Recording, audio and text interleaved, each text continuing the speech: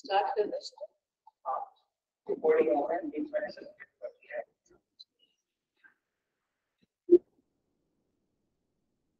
Good morning, everyone, and I really hope you are having a wonderful morning. So, this is Dr.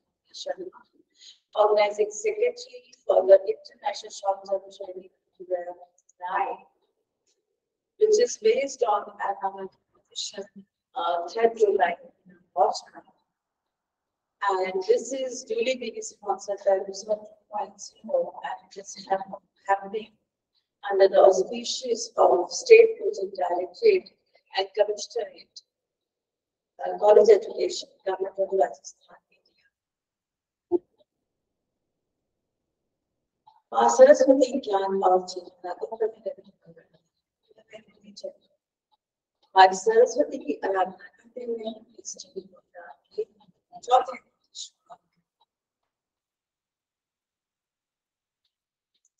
without taking much of the time as a first speaker is here.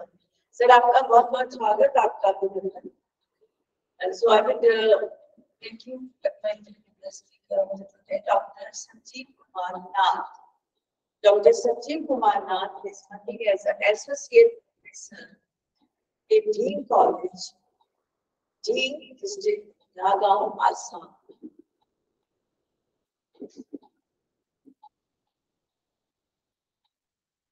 His areas of research interest are: he is a botanist by profession, it's plant taxonomy, plant ecology, ethnobotany, medicinal plants, and phytochemistry.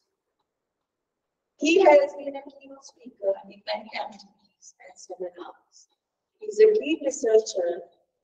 He has worked on different projects as principal investigator. He has a number of research papers at his credit, and he has membership of many different bodies. Since he is a researcher, he has got a number of research papers at his credit. So without taking much time, I will request Professor Nath to start with his presentation. Sir, stage is all yours. आपका स्वागत, आपका अभिनंदन.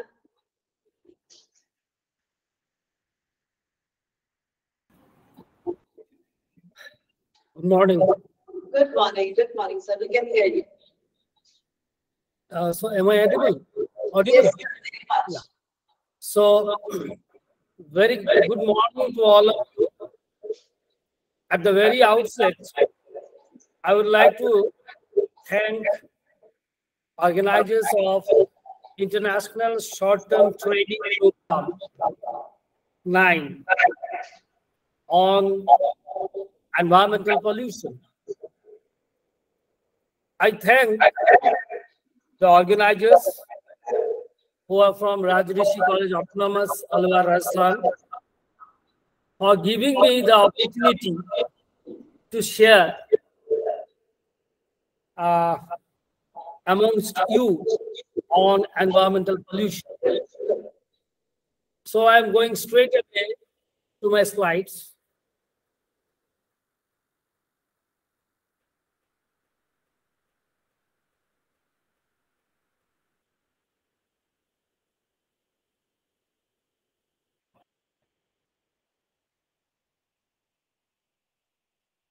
So the title of the topic on which I am going to discuss today is Environmental Noise Pollution in Educational Institutes. And it is based on a case study of the Nagaon town, Assam, India, from where I belong. It was a research work, you can say, carried out by myself and two of my colleagues on the environmental noise pollution in educational institutes. So here is a very short, you can say, description about Assam. Assam, a constituent state of India, occupies a strategically vital position in the northeast region. The state of Assam is crisscrossed by mountains, valleys, and integrate river system, and is located in the easternmost part of India. And moreover, it's a rain-fed area, and basically Assam enjoys a typical subtropical monsoon climate with temperature that ranges from 5 degrees Celsius to 32 degrees Celsius, and with a very high humidity. So as far as Nagaon district or the Nagaon town is concerned, so Nagaon district is one of the largest districts of the state of Assam, India, and it's located at a distance of 123 kilometers by road from Guwahati, the capital city of Assam. Nagaon district is located between 25 degree 45 minutes to 26 degree 45 minutes north latitudes, and 92 degree 33 minutes east and 93 degree 20 minutes east longitude. The average altitude of Nagaon district as a whole is 60.6 meters above the sea level. Now let us focus on the particular site, that is the Nagaon town. The Nagaon is the headquarters of Nagaon district. So Nagaon also spelled Nagaon earlier, the city. It's in the central Assam, and it lies on the river, lies on the Kalang River, tributary of Brahmaputra River to the north. Nagaon is an agricultural trade center, and there are several colleges affiliated to Guwahati University, a technical school, a nursing school, and there is a rail junction at Sansua, 3 miles, or you can say the 5 kilometers to the southwest. And moreover, the encircling forest areas around the Nagaon town is full of teak, shal, and lag timbers. Among the agricultural products, it includes rice, jute, tea, and silk. So this is some glimpse of the Nagaon town, the busy, you can say, the vehicular noise pollution that has seen over the years in Nagaon town. So this is the location map as far as India, the Assam, the Nagaon district, and this is the Nagaon town. Here it's there. This is the location map of the Nagaon town exactly in terms of the different wards which constitute municipality area. So now let us go into the details of this environmental pollution with special reference to the noise pollution.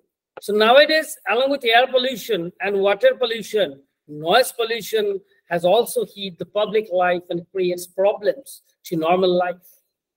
Noise pollution around the educational institutes of Nagaon town of Assam, India produces multifaceted problem, you can say, to the teaching learning process, and that negatively affects the performance of both teachers as well as the students. The noise level that should range between 40 decibel to 50 in and around an educational institute, but it had seen in the study that it had exceeded that. So a study of this problem was carried out in some of the educational institutes of the Nagaon town, which can give you a glimpse of the, you can say, the problems that arose because of noise pollution, particularly the educational institutes. So in the preceding slides, we'll discuss more. So to start with, let us get a minimum introduction. The word noise is conveniently and concisely defined as unwanted sound that creates annoyance and interferes in conversation, disturbs sleeping, And teaching learning process reduces work efficiency, causes stress, challenge to public health, and it is a silent killer problem growing day by day. Almost all the educational institutes are located in the busy areas of the Nagaon town. Therefore, these educational institutes suffer a lot from the noises and hence disturbing in the school activities, the college, you can say activities like teaching, learning, and discussion sessions. So, but in other countries, the educational institutions are fully equipped with the modern technology to minimize noise from the surroundings. But educational institutes are built with the sound insulation buildings that is seen in other areas or countries. Now, what are the main sources of noise pollution? That actually comes from traffic noise, community noise, industrial noise. The major source of noise pollution in the educational institutes of the Nagaon town that has been observed is the traffic noise, because of all the institutes are located in the busy roads of the town. Therefore, transport sector is the major source of the traffic noise pollution in the town. With a rapid increase in the number of the private as well as the public vehicles in the town, the noise pollution has increased gradually because the road characteristics remain same, but the rate of traffic flow increases rapidly. So in the connection with this problem, we can assess that the major source of these situations are the population growth, rapid urbanization, and motorization, the new term that I have introduced here. So as regards the study site that I have told about the Nagaon the town, district and the town. So Nagaon town, where in the heart of this town, this Nagaon College, now it's Nagaon College Autonomous, then IDB College, Girls College, Government Boys High Secondary School, Government Girls High Secondary School, ITI, Nagaon, Bengali Boys High Secondary School, Bengali Girls High School. These are some of these pioneer institutes that are located in the heart and in the busy areas. And they are located in the busy places, such as the bus stands that have grown up, but it has been observed that some of the bus stands have been shifted to some other places. But the market areas, the busy roads are there. So the noise also affects not only the students, but also the teachers. For basically, it is seen that they cannot effectively teach because of these uncomfortable conditions that prevails in the class. So this is a view of the beautiful Nagaon town, now it's can term it as a Nagaon city, full of vegetation, and nowadays it has been replaced to some extent by the rapid urbanization and the industrialization. So many methods that we have followed in this actually. So microphone, amplifier, network wing, then digital display that were actually we took that help to study this. And some questionnaires were also prepared, basically for interview with the students, teachers, head of institutions, head of departments, and others. So to get, and this, with this, a social survey was also conducted in different institutes of the Nagaon, those who lies in the heart of the town. So as far as result is concerned, from this measurement of this noise level meter in different institutions of the Nagaon town shows that the noise pollution does exist in all the institutions, and is found that Nagaon College and the IDB College are highly noise polluted institutions, although all institutions exceeds the tolerance rate of the noise pollution, which clearly indicates that the environment is not suitable for teaching learning process. The study shows conclusively that road traffic is the predominant source of this problem, because all these institutions are located in the heart of the town and is surrounded by busy roads like National Highway 37, no, now it has been shifted, and other PWD roads. To meet the demand of this urbanization and modernization, noise and traffic are busy, and hence there are always incidents of noise population in urban areas, and increasing industrialization and transportation also increased this problem to a great extent. In the present, actually, work, an attempt was made for the comprehensive study of this noise problem at 10 educational institutions in and around the northern town. And the major source, it has been found that the major source of noise pollution are motor vehicular transport, that is 6%, followed by students themselves, 40%. The permissible limit of the noise is 50 decibel to is around 50 decibel. As per the rules and the regulations of the National Pollution Control Commission, 1978, Section 78. However, all these institutes cross the noise level permissible limits. And from the analysis of the data from the questionnaire, it is clear that all the educational institutes does have noise problem. And noise problem in educational institutes mainly depends on where the institute is located. All the surveyed educational institutes in Nagaur town are located in the heart of the town, that is in the busiest road of this town. Though there are some institutes which are located outside the town also, but they have a very less problem in this case. And thereby, educational institutes are suffering from noisy environment, creating disturbance in their daily work.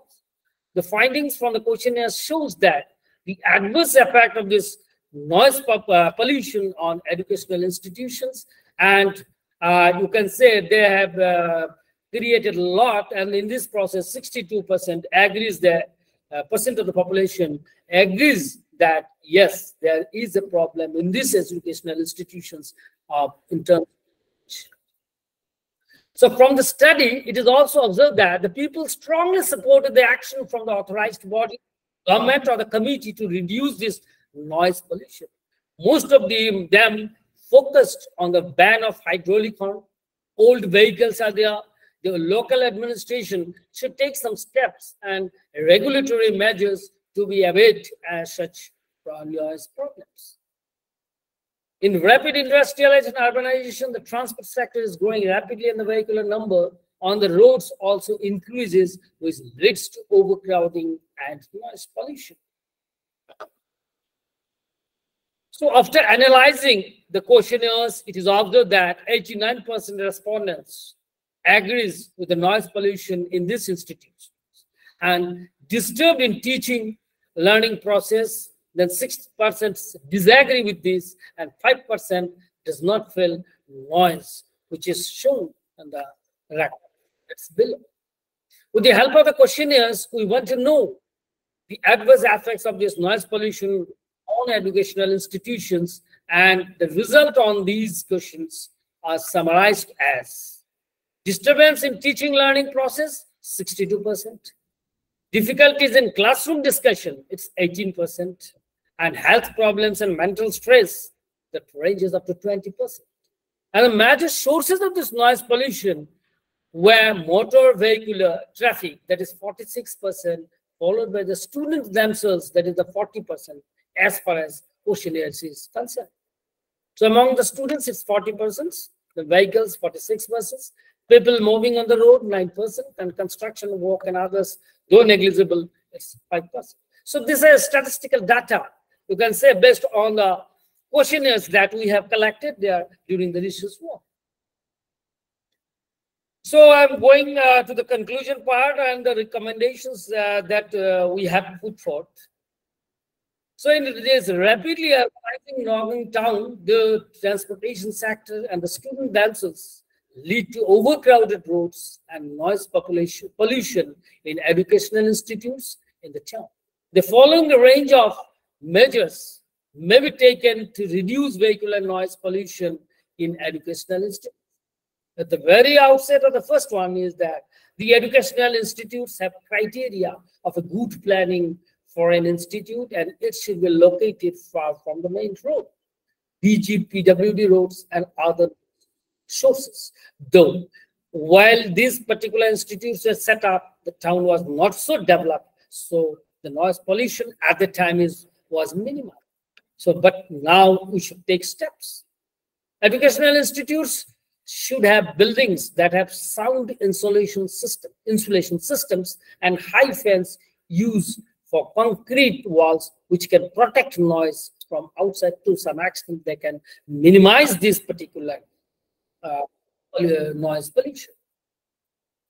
Educational institutes should be aware of the plantation of the trees and the vegetation buffer zones, because the vegetations can absorb 4 to 6 decibel of intensity depending on their characteristics. So a very important aspect is that proper planning in terms of the plantation, because we know very well the plants can absorb, and many plants have the capacity to absorb this noise pollution. Not that is, they can to some extent minimize this noise pollution. So these educational institutes can plan in advance. They can consult some authorities, or there are some bodies are there who are expert in this to minimize this, the noise pollution by plantation that may range from small herbs to the large trees. Then students, teachers, and public awareness should be held action in the noise level in educational institutions. That can be another important aspect. The students should be aware, because they are also very much engaged with this.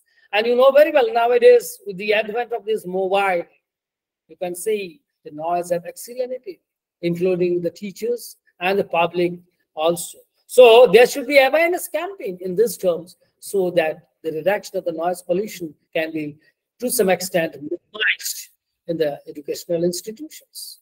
And moreover, in some areas, it is that no horn zone that can be also created in some particular areas. Thereby, you can limit this noise pollution. A strict law concerning noise pollution in educational institutes should be implemented. That can be in terms of authority and also in terms of the authority of that particular institute. They can frame some strict laws, or you can say they can approach the authorized, the concerned authority for to make a very strict rule that I have told you just now, that that can be a no horn zone, or the no horn can be minimized in that particular areas only. Then restricting the vehicular movement within or nearby the educational institutes, basically during the peak hours. During the peak hours, that is from the 10 to 5, that can be restricted. They can be diverted to some other roads. So that can also minimize. So by that also we can minimize, and to some extent you can minimize the problem and also solve it. Then applying speed breaks or speed limits for the vehicles near the institutes. So that's a very common thing that we see in our areas, that there are speed breakers are there so that they cannot move. And moreover, a rapid, you can say, drill should be there in terms of the traffic, so that they can regularly check the pollutions, the pollutions that occur in the vehicles. Though there is a provision that we should, you can say, the pollution certificate should be there from time and again to see that minimize whether the motorcycle or the vehicles are in the limit of these or not. So these are some of the steps that we can utter, or we can carry out. So this is a very simple work that was done by me and myself and my colleagues in the Nagaon town, to show you the glimpse of the noise pollution, basically in the educational institutes. Because if these educational institutes are not from the noise-free area, if there is noise pollution, then it's very impossible on the part of the students, the teachers, and others to carry out the normal work, because this actually not only creates hazards for this teaching and all others, but also has mental other ill problems also. So to conclude with, nowadays, along with the air pollution and the water pollution, noise pollution has also hit the public life. It creates you can say it creates problems to the normal life. Noise pollution around the educational institutes of the Nagaon town, which is located in Assam, India, produced multifaceted problem to the teaching learning process, and that negatively affects the performance of both the teachers as well as the students. The noise level that should be between the range of 40 decibel, but it has been seen that this has exceeded in all the cases in all the 10 institutes that we have studied. So study of this problem was carried out in these educational institutes, basically in the northern town.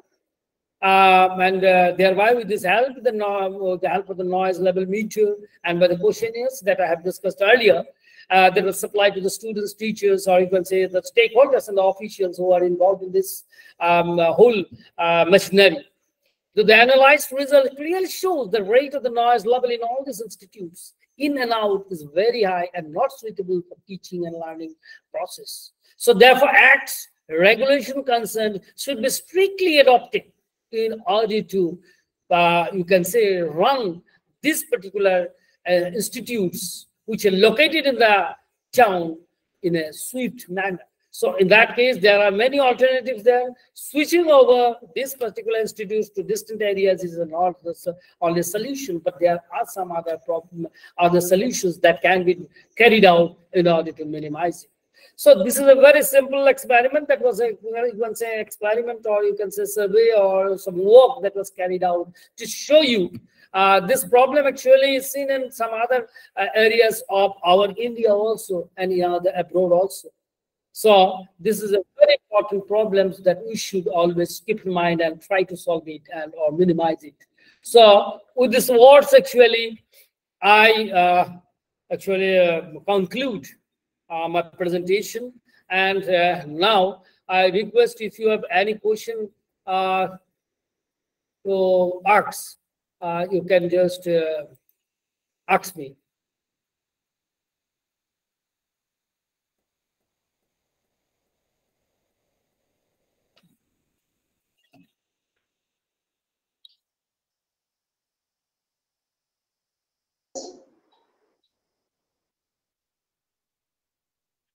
If any questions, please do write in the chat box.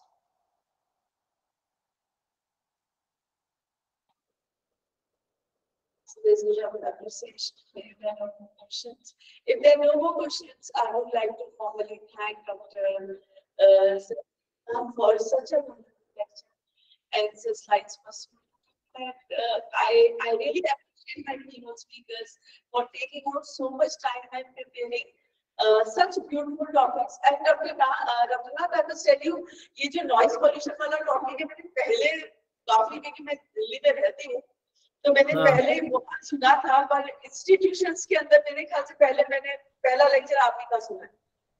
हाँ, ये मैंने चलाया था। So ये experiment मैंने किया था जो institutes नौगांव टाउन में है। Thank you so much. It was amazing topic on ये जो noise pollution है, light pollution. These are new era pollutions, and I think this is only the second time. इतने ISTTPs हो गए, Dr. Nath. Second time you are the person जिसने noise pollution को touch किया है. Thank you so much for such wonderful lecture. We appreciate your presence with us. So our next speaker for the day is Dr. Nidhi Singh. Is Dr. Nidhi Singh online? Just check.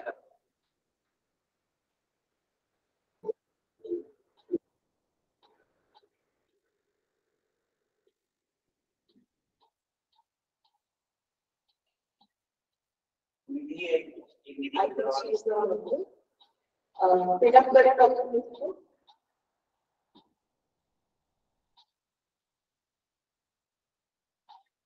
Dr. Nidhi Singh is working as an assistant professor in the Department of Zoology at Cave College, Konkan, Chhattisgarh. She's also working with an NGO, Chhattisgarh Vigyan Sabha Raipur, in Chhattisgarh as a state joint secretary. So, if you are able to hear us, Dr. Nidhi, please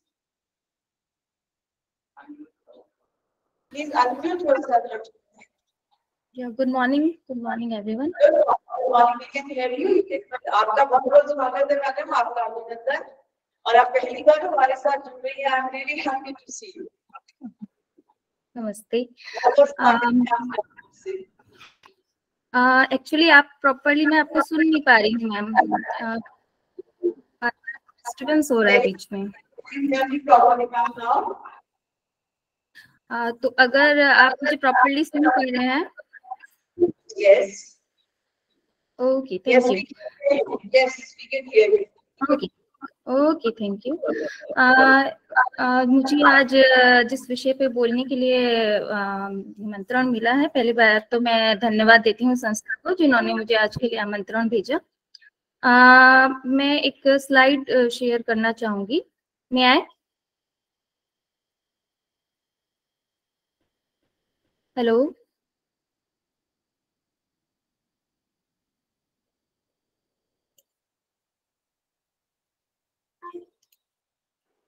Yes, ma'am, please you can share the slide. Okay.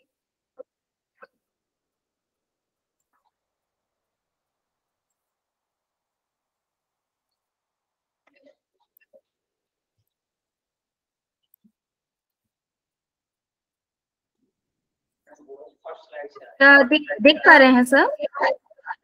Yes, hello? yes ma'am, हम आपको देख पा रहे हैं और सुन भी पा रहे हैं। आपकी slide okay okay, we can hear you very very well. Please go ahead. Okay okay, fine. Okay, मैं स्टार्ट करती हूँ। मेरा आज का टॉपिक है, एक्चुअली मैं बिल्कुल आपको सुन नहीं पा रही हूँ प्रॉपरली, इशू हो रहा है हमारे साथ। यहाँ से म्यूट कर दो।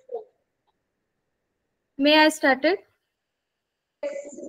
Okay, fine fine. मेरा आज का टॉपिक है impact of plastic pollution on wildlife. जैसे कि हम सब जानते हैं कि इस साल का जो पर्यावरण दिवस मनाया गया है उसमें beat plastic pollution main theme था। और यहाँ पे हम ये देख पा रहे हैं कि वाइल्ड लाइफ के एरिया में, वाइल्ड लाइफ में प्लास्टिक पॉल्यूशन का क्या इम्पैक्ट है, इस पे बहुत ज्यादा वर्क अभी उतनी तेजी से किया नहीं जा रहा है। इसलिए मैंने ये जो थीम है वो ऑप्ट किया कि मैं इसके विषय में थोड़ी अपनी बात रख पाऊँ आप सभी के समक्ष। तो we must protect our wildlife from plastic pollution. क्यों जरूरी है या कैसे हम इसको देख पा रहे हैं कि ये किस तरह से हमारे एनवायरमेंटल कंडीशंस को इफेक्ट कर रहा है। तो यहाँ पे हम स्लाइड अगर देख पा रहे होंगे सभी, तो next slide.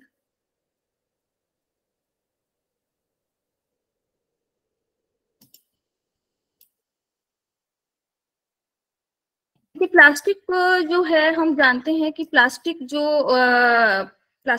Mainly crude oil, gas और कोल से मिलकर बनता है। और क्रूड ऑयल, गैस या कोल भी एक हमारा जो प्रोडक्ट्स हैं वो मतलब रिवर्सिबल नहीं है। बहुत मुश्किल से उनको प्रकृति से हम लेते हैं और उससे हम प्लास्टिक बना रहे हैं।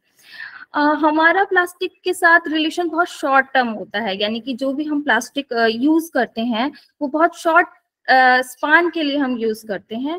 और शॉर्ट स्पान में हम ये कह सकते हैं कि कुछ घंटों से लेके कुछ दिनों तक यूज करने के बाद हम उसे वापस प्रकृति में डिस्पोज ऑफ कर देते हैं। और वहाँ हजारों साल तक वो वैसे के वैसे रहता है और अपने आसपास की जो फ्लोरा और फाना है उनको वो इम्पैक्ट करता है, और वो भी नेगेटिवली।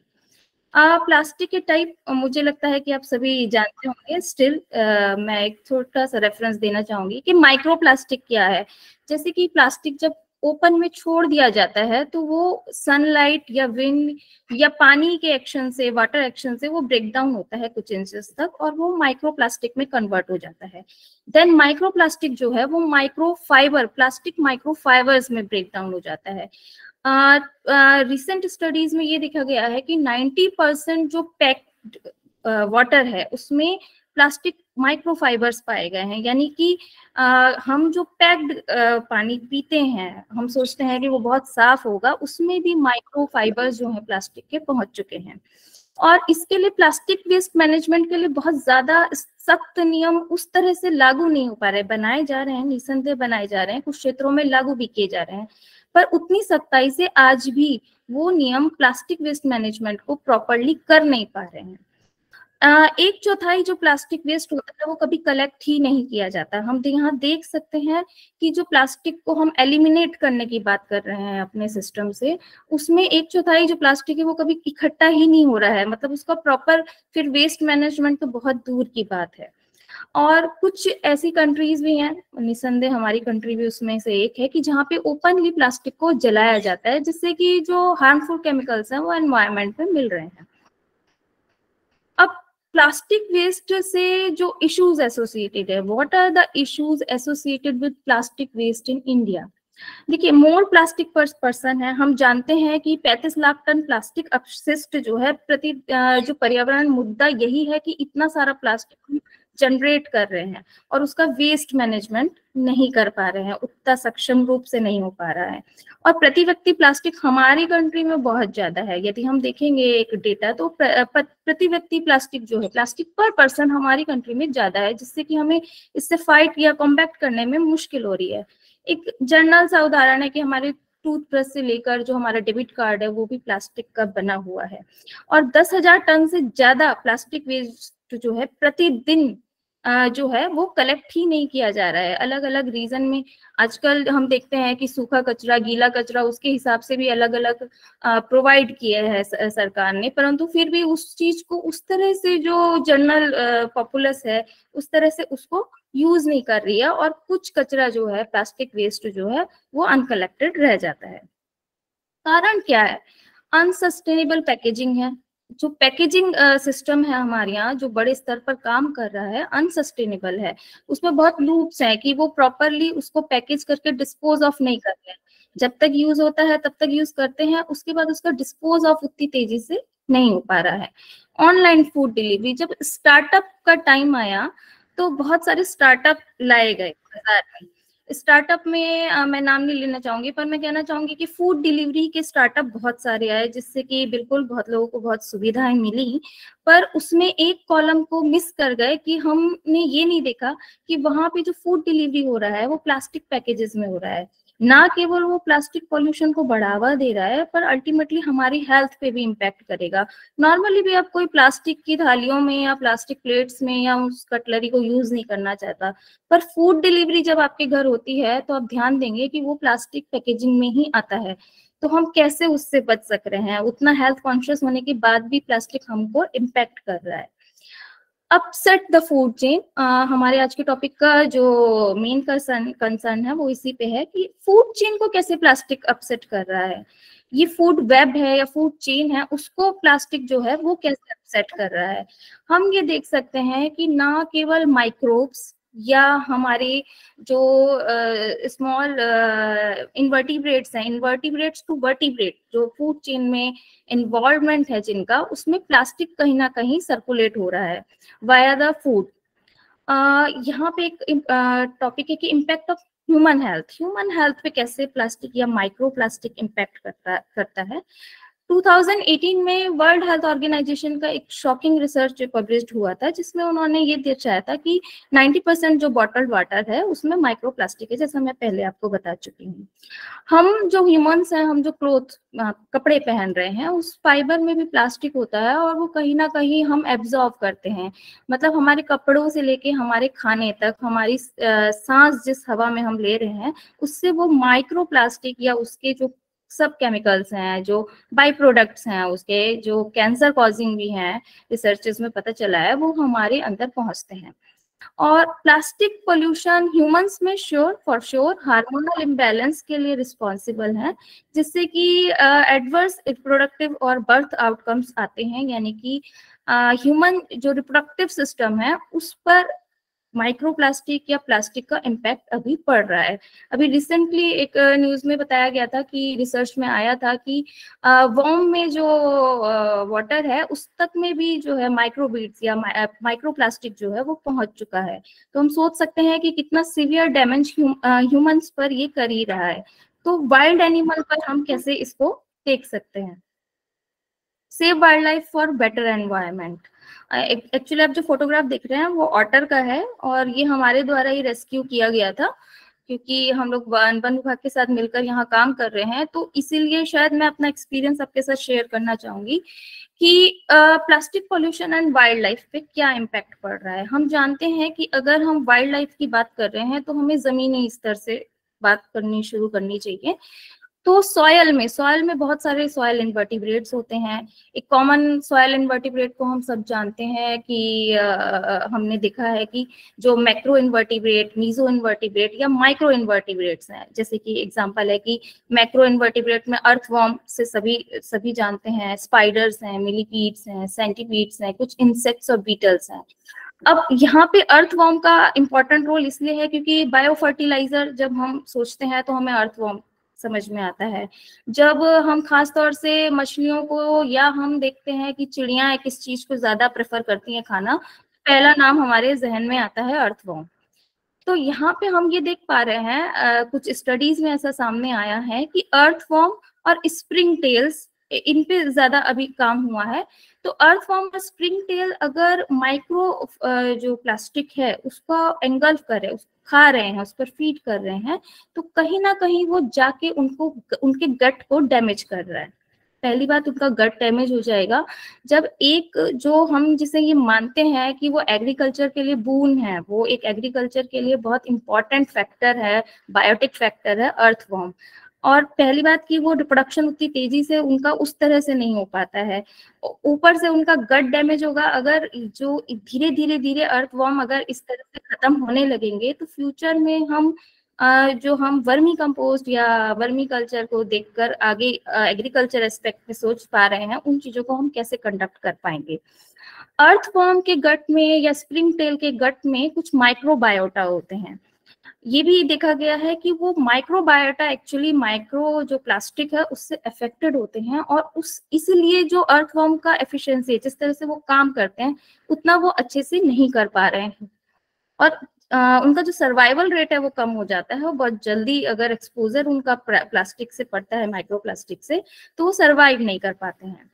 इसी तरह मीजो और माइक्रो इन्वर्टिब्रेट्स, जो जैसे कि हमने देखा कि माइक्रो इन्वर्टिब्रेट्स जो है निमोटोड्स हैं, रोटीफर्स हैं, वाटर बियर्स हैं, ये आपस में इंटरकनेक्टेड हैं। अगर हम साइंस स्टूडेंट हैं तो हम बहुत अच्छे से ये समझ सकते हैं कि फूड वेब में ये सब आपस में कनेक्टेड है, एक दूसरे पे फीड कर रहे हैं, एक दूसरे से कनेक्टेड है। यानी कि अगर एक ने सिस्टम में फीड किया माइक्रोप्लास्टिक तो धीरे धीरे वो फूड वेब में सर्कुलेट होगा, पर उस तक अभी हमारी रिसर्च पहुंच नहीं पाई है। यानी कि प्लास्टिक का इम्पैक्ट नेगेटिव तो है, पर उतना अभी R&D पे हम काम उसके लिए नहीं कर पा रहे हैं। हर सॉइल इन्वर्टिब्रेट के कुछ डिफरेंट ग्रुप्स होते हैं, डिफरेंट फूड्स होते हैं, उनका जो खाने की प्रेफरेंसेस हैं, फूड प्रेफरेंसेस है, वो अलग अलग होती हैं। तो जैसे स्प्रिंग टेल है वो माइक्रोब जैसे फंजाई या बैक्टीरिया पे फीड करेगा, अर्थवॉर्म जो है वो डेड प्लांट्स पे फीड करेगा। पर अगर उनके साथ ये माइक्रो पार्टिकल्स जो है प्लास्टिक के वो पहुंच जाते हैं तो वो फूड वेब में बहुत तेजी से फैलेंगे, पर उसका इम्पैक्ट अभी तक हमको ये समझ नहीं आ रहा है, उस पर इतना रिसर्च नहीं हो पाया है कि उनको जो फीड कर रहे हैं, जैसे बर्ड है, अगर वो अर्थवॉर्म को फीड कर रही है तो बर्ड में जाके वो माइक्रोप्लास्टिक क्या कॉज कर रहा है। माइक्रोप्लास्टिक को जब एक अर्थवॉर्म फीड करता है तो उसको सीवियर हेल्थ इश्यूज होते हैं, जैसे कि इन्फ्लेमेशन भी होगा और उसका गट डैमेज भी होगा। यहाँ पे हम देख सकते हैं कि जो अर्थवॉर्म और स्प्रिंग टेल है उनका ग्रोथ रेट बहुत स्लो होता है, नेचुरली वो बहुत स्लो बढ़ते हैं, और प्लास्टिक इनटेक के बाद, जो माइक्रोप्लास्टिक इनटेक के बाद है, वो उनका रेट और भी कम हो जाता है। यहाँ पे ये कुछ एग्जांपल्स हैं माइक्रो इन्वर्टिब्रेट्स, मीजो इन्वर्टिब्रेट्स और मैक्रो इन्वर्टिब्रेट्स के, आप देख सकते हैं अकॉर्डिंग टू द स्टडीज। हमें ये नहीं पता है कि सॉयल फूड वेब में ये किस तरह से बढ़ रहा है, बट इस पे रिसर्च जो है वो प्रोग्रेसिवली अब कोशिश की जा रही है कि उस पे रिसर्च हो। यहाँ पे हम ये भी देख सकते हैं एक एस्पेक्ट, जैसे कि किसी भी चीज के दो एस्पेक्ट होते हैं, है ना, पहला है पॉजिटिवली और दूसरा है नेगेटिवली। तो नेगेटिव एस्पेक्ट हमने अभी डिस्कस किया। पॉजिटिव एस्पेक्ट ये है कि कुछ माइक्रोबायोटा जो आंतों में होता है, गट में होता है इनकी, सॉरी, तो वो प्लास्टिक को बहुत तेजी से और बहुत अच्छी तरह से डिग्रेड करता है। तो ये एक पॉजिटिव न्यूज है कि अगर हम उस पर ज्यादा रिसर्च फोकस करेंगे तो प्लास्टिक का नेचुरली डिग्रेडेशन पे हम काम कर सकते हैं। प्लास्टिक का जो डाइवर्सिटी है, अभी तो हम माइक्रोफाइबर्स तक पहुंचे हैं। इतना lab experiment are only informative to a certain degree. Lab जो एक्सपेरिमेंट्स होते हैं, हम ये बहुत अच्छे तरीके से जानते हैं कि जमीनी स्तर पर, जैसे कहना चाहिए कि हम प्रैक्टिकली अगर उसको सोचे तो लैब एक्सपेरिमेंट्स हमें टाइम बीइंग की नॉलेज देते हैं कि भाई इतना अगर डैमेज हो रहा है या इतना रिकवर हो रहा है तो वो एक टाइम बीइंग के लिए है, पर कुछ सालों में, 5 साल में, 10 साल में उसका क्या इम्पैक्ट पड़ेगा, ये लैब एक्सपेरिमेंट्स बहुत जल्दी से डिफाइन नहीं करते हैं। तो यहाँ पे जब हम R&D करेंगे इस टॉपिक पे, तो उसके लिए हमें बहुत टाइम होगा कि शॉर्ट टर्म रिजल्ट्स क्या है और लॉन्ग टर्म रिजल्ट्स क्या है। नेक्स्ट है कि प्लास्टिक इम्पैक्ट ऑन बीज। मैंने यहाँ कुछ गिने चुने ही एनिमल्स और इंसेक्ट्स दिए हैं, क्योंकि इतना टाइम हमारे पास है नहीं 40 मिनट्स में। तो प्लास्टिक इम्पैक्ट ऑन बीज पे क्या इम्पैक्ट होता है? हम जानते हैं कि बी भी एक बहुत इंटीग्रल पार्ट है हमारे एनवायरनमेंट का, और समहाउ एक इंडिकेटर स्पीसीज भी हैं ये सब, कि हम उनको देख के पता लगा सकते हैं, उनको ऑब्जर्व करके ये पता लगा सकते हैं कि हमारे एनवायरनमेंट पे प्लास्टिक का किस तरह से इफेक्ट हो रहा है, अगर वो सच एंड सच स्पीसीज पर जो इम्पैक्ट उनका हमें देखा जा रहा है। पॉलीस्टाइरीन या माइक्रोप्लास्टिक, पॉलीस्टाइरीन माइक्रोप्लास्टिक जो है वो हनी बी की डाइवर्सिटी के लिए बहुत ज्यादा नेगेटिव इम्पैक्ट कर रहा है, क्योंकि वो हनी बी के जो गट है उसमें माइक्रोबायोटा का जो इम्पैक्ट कर रहा है, उसके लिए जीन एक्सप्रेशन जो रिलेटेड टू ऑक्सीडेटिव डैमेज है उसको वो चेंजेस ऑल्टरेशन कर रहा है, उसमें डिटॉक्सिफिकेशन में ऑल्टरेशन कर रहा है, और इम्यूनिटी पे भी इसके इम्पैक्ट देखा जा रहा है कि पॉलीस्टाइरीन जो माइक्रोप्लास्टिक है वो इनकी इम्यूनिटी और गट इंफ्लेमेशन को इम्यूनिटी को कम कर देते हैं और गट इंफ्लेमेशन को बढ़ा देते हैं। यहाँ पे हम देख रहे हैं कि अनइंटेंडेडली जो नेगेटिव इम्पैक्ट है हनी बी के फिटनेस पर, वो हम इसको ऑब्जर्व कर पा रहे हैं, या ये रिसर्चेस में सामने आया है। नेक्स्ट है कि ड्रोसोफिला। ड्रोसोफिला मुझे लगता है कि जो भी बायोलॉजी के स्टूडेंट है, ड्रोसोफिला उनके लिए बहुत नया नाम नहीं है। उस पर भी जब रिसर्च किया गया तो कैडमियम इंड्यूस जो इनहिबिशन है उसकी वजह से ड्रोसोफिला में ये दिखा गया कि उनका लोकोमोटरी बिहेवियर अल्टर हो रहा है, लोकोमोटरी बिहेवियर जो है वो डिसफंक्शन हो जा रहा है, और ड्रोसोफिला जो है, फ्लाइज जो है वो प्रॉपरली अगर उनको एक्सपोज किया जाता है माइक्रोप्लास्टिक में तो वो प्रॉपरली जो है लोकोमोटरी बिहेवियर शो नहीं कर पाती हैं। और टेक्निकली अगर इन चीजों को हम देखें या समझने की कोशिश करें तो माइक्रोप्लास्टिक जो है वो कहाँ पे इम्पैक्ट कर रहा है, टेक्निकली कहाँ इम्पैक्ट कर रहा है हनी बीज को, तो उनका नेगेटिव इम्पैक्ट है ब्रूड पैटर्न पर। जो हनी बी का ब्रूड पैटर्न होता है, क्वीन लेइंग होती है, ड्रोन वाइटलिटी है और कॉलोनी वाइगर है, मेनली इन चीजों पर अभी तक माइक्रोप्लास्टिक का नेगेटिव इम्पैक्ट देखा गया है बीज में। और फर्दर स्टडी की हमें आवश्यकता है, जो कि चल रही है, पर उतनी तेजी से नहीं। जैसा कि मैंने कहा कि स्टडी या रिसर्च के लिए बहुत टाइम चाहिए होता है और प्लास्टिक बहुत तेजी से फैल रहा है। तो यहाँ पे हम देख सकते हैं कि कई बार जो माइक्रोप्लास्टिक है वो एक वेक्टर की तरह भी काम कर रहा है फॉर द जो नैनो पार्टिकल्स हैं या हैवी मेटल्स हैं, पेस्टिसाइड है, उनके साथ मिलके ये ज्यादा लीथल हो जा रहा है हनी बीज के लिए। एक स्टडी अभी रिसेंटली स्टडी है बंगाल डेल्टा में फ्रॉग्स पर और टोड्स पर की गई। इस स्पेसिफिक स्पीसीज की अगर हम बात करें, टोड स्पीसीज की, दत्ताफेरनस मेलानोस्टिकस, बहुत कॉमन टोड है, आई थिंक सभी जानते होंगे। इन पर जब स्टडी की गई तो क्योंकि माइक्रोफाइबर्स जो होते हैं या माइक्रोप्लास्टिक जो होते हैं वो कलरलेस हैं, मतलब जल्दी से वो colour, because of the colour वो आइडेंटिफाई नहीं हो रहे हैं, और 84% जो है वो सारे कलरलेस होते हैं। फ्रॉग में जब इसकी स्टडी की गई और उनके टेडपोल्स में, तो हमने ये देखा कि पॉल्यूटेड एरिया में जब वो उनके कांटेक्ट में आते हैं माइक्रोप्लास्टिक के, तो उनमें भी हमने ये देखा कि कुछ स्पेसिफिक ऑल्ट्रेशन, फिजियोलॉजिकल ऑल्ट्रेशन हमें देखे गए। जैसे कि जीआई ट्रैक्ट का 90% ऑफ द फ्रॉग सैंपल में ऑब्वियसली जो वो पार्टिकल है, माइक्रोप्लास्टिक है, वो गट को डैमेज करेगा, क्योंकि डाइजेस्ट वो उस तरह से प्रॉपरली वहां हो नहीं पाएगा। टेडपोल और फ्रॉग्स में जब ये पहुंचता है तो एशियन कॉमन टोड में इसको जो स्टडी किया गया है वहां ये देखा गया है कि क्योंकि एपीज में जो माइक्रोप्लास्टिक है इसमें polystyrene, polyamide, acrylonitrile butadiene styrene, ABS और ईवीए पाए जाते हैं, जो कि बहुत ज्यादा नेगेटिवली जो है फ्रॉग को इम्पैक्ट करते हैं। एक फोटोग्राफ है, इसमें आप देख सकते हैं कि कुछ पार्टिकल्स जो है फ्रॉग के आसपास है। एम्फीबियंस जो है, क्योंकि बहुत ज्यादा एंडेंजर्ड एनिमल स्पीसीज है, बहुत सारे एम्फीबियंस, उतना हमें अभी हम उनको ढूंढ ही नहीं पाए हैं, मतलब अभी हम उनकी नई स्पीसीज को ढूंढ ही नहीं पाए हैं और उससे पहले वो खत्म हो रहे हैं। एनूरन ऑर्डर पे ये जो स्टडी गई है, इसके टॉक्सिकोलॉजिकल इम्पैक्ट भी उनके लीवर किडनी पर भी देखे गए कि जो सर किडनी जो पार्ट है उस पे भी एनिमल्स की हम देख सकते हैं। यहाँ पे एनूरन में जब ये टॉक्सिकोलॉजिकल इम्पैक्ट देखा गया नैनो पार्टिकल और पॉलीस्टाइरिन का, पॉलीथायरिन का, तो यहाँ पे पर्टिकुलरली हमें ये मिला कि वो एक एज ए स्ट्रेसर की तरह काम कर रहा है। जब वो टेडपोल एंगल्फ कर ले रहे हैं अगर एक्सीडेंटली उन्हें, तो टेडपोल का जो ग्रोथ है, ग्रोथ रेट स्लो हो जाता है, टेडपोल प्रॉपरली ग्रोथ नहीं कर पा रहा है। और अगर फ्रॉग में जो जैसे टोड में अगर उसने एंगल्फ किया है, उसने खा लिया है, तो टॉक्सिकोलॉजिकल इम्पैक्ट की वजह से उसका जो सर्वाइवल रेट है वो कम हो जा रहा है और फर्दर इसमें अभी स्टडी चल रही है। नेक्स्ट है हमारा टेडपोल जो है प्राइमरी कंज्यूमर होते हैं किसी फ्रेश वाटर में। अब हम टेडपोल या टोड पर कॉन्सेंट्रेट क्यों कर रहे हैं कि माइक्रोप्लास्टिक उन्होंने एक्यूमुलेट हो रहा है उनके गट में, तो फर्दर क्या होगा। हम जानते हैं कि टेडपोल और फ्रॉग जो है इंपॉर्टेंट प्राइमरी कंज्यूमर है। टेडपोल तो प्राइमरी कंज्यूमर है किसी भी फ्रेश वाटर इकोसिस्टम का, और उस पर दूसरी स्पीसीज क्योंकि एज ए प्रे वो दूसरी स्पीसीज उसको देखती हैं, उसको खाती हैं, दूसरी फिशेज और दूसरे दूसरे प्रीडेटर्स हैं उस पर फीड करते हैं, चाहे वो टेडपोल है, चाहे वो फ्रॉग स्पीसीज है, चाहे वो टोड है। तो हम ये समझ सकते हैं कि माइक्रोप्लास्टिक टेडपोल से फिर अगर वो पहली बात तो वो ग्रोथ ही उतनी अच्छे से नहीं कर पाएगा, अगर ग्रोथ कर पा रहा है और वो टेडपोल से फ्रॉग में या टोड में कन्वर्ट हो रहा है, तो उसको जो दूसरे एनिमल्स उसको फीड कर रहे हैं उन तक ये माइक्रोप्लास्टिक बहुत आसानी से पहुंच जा रहा है।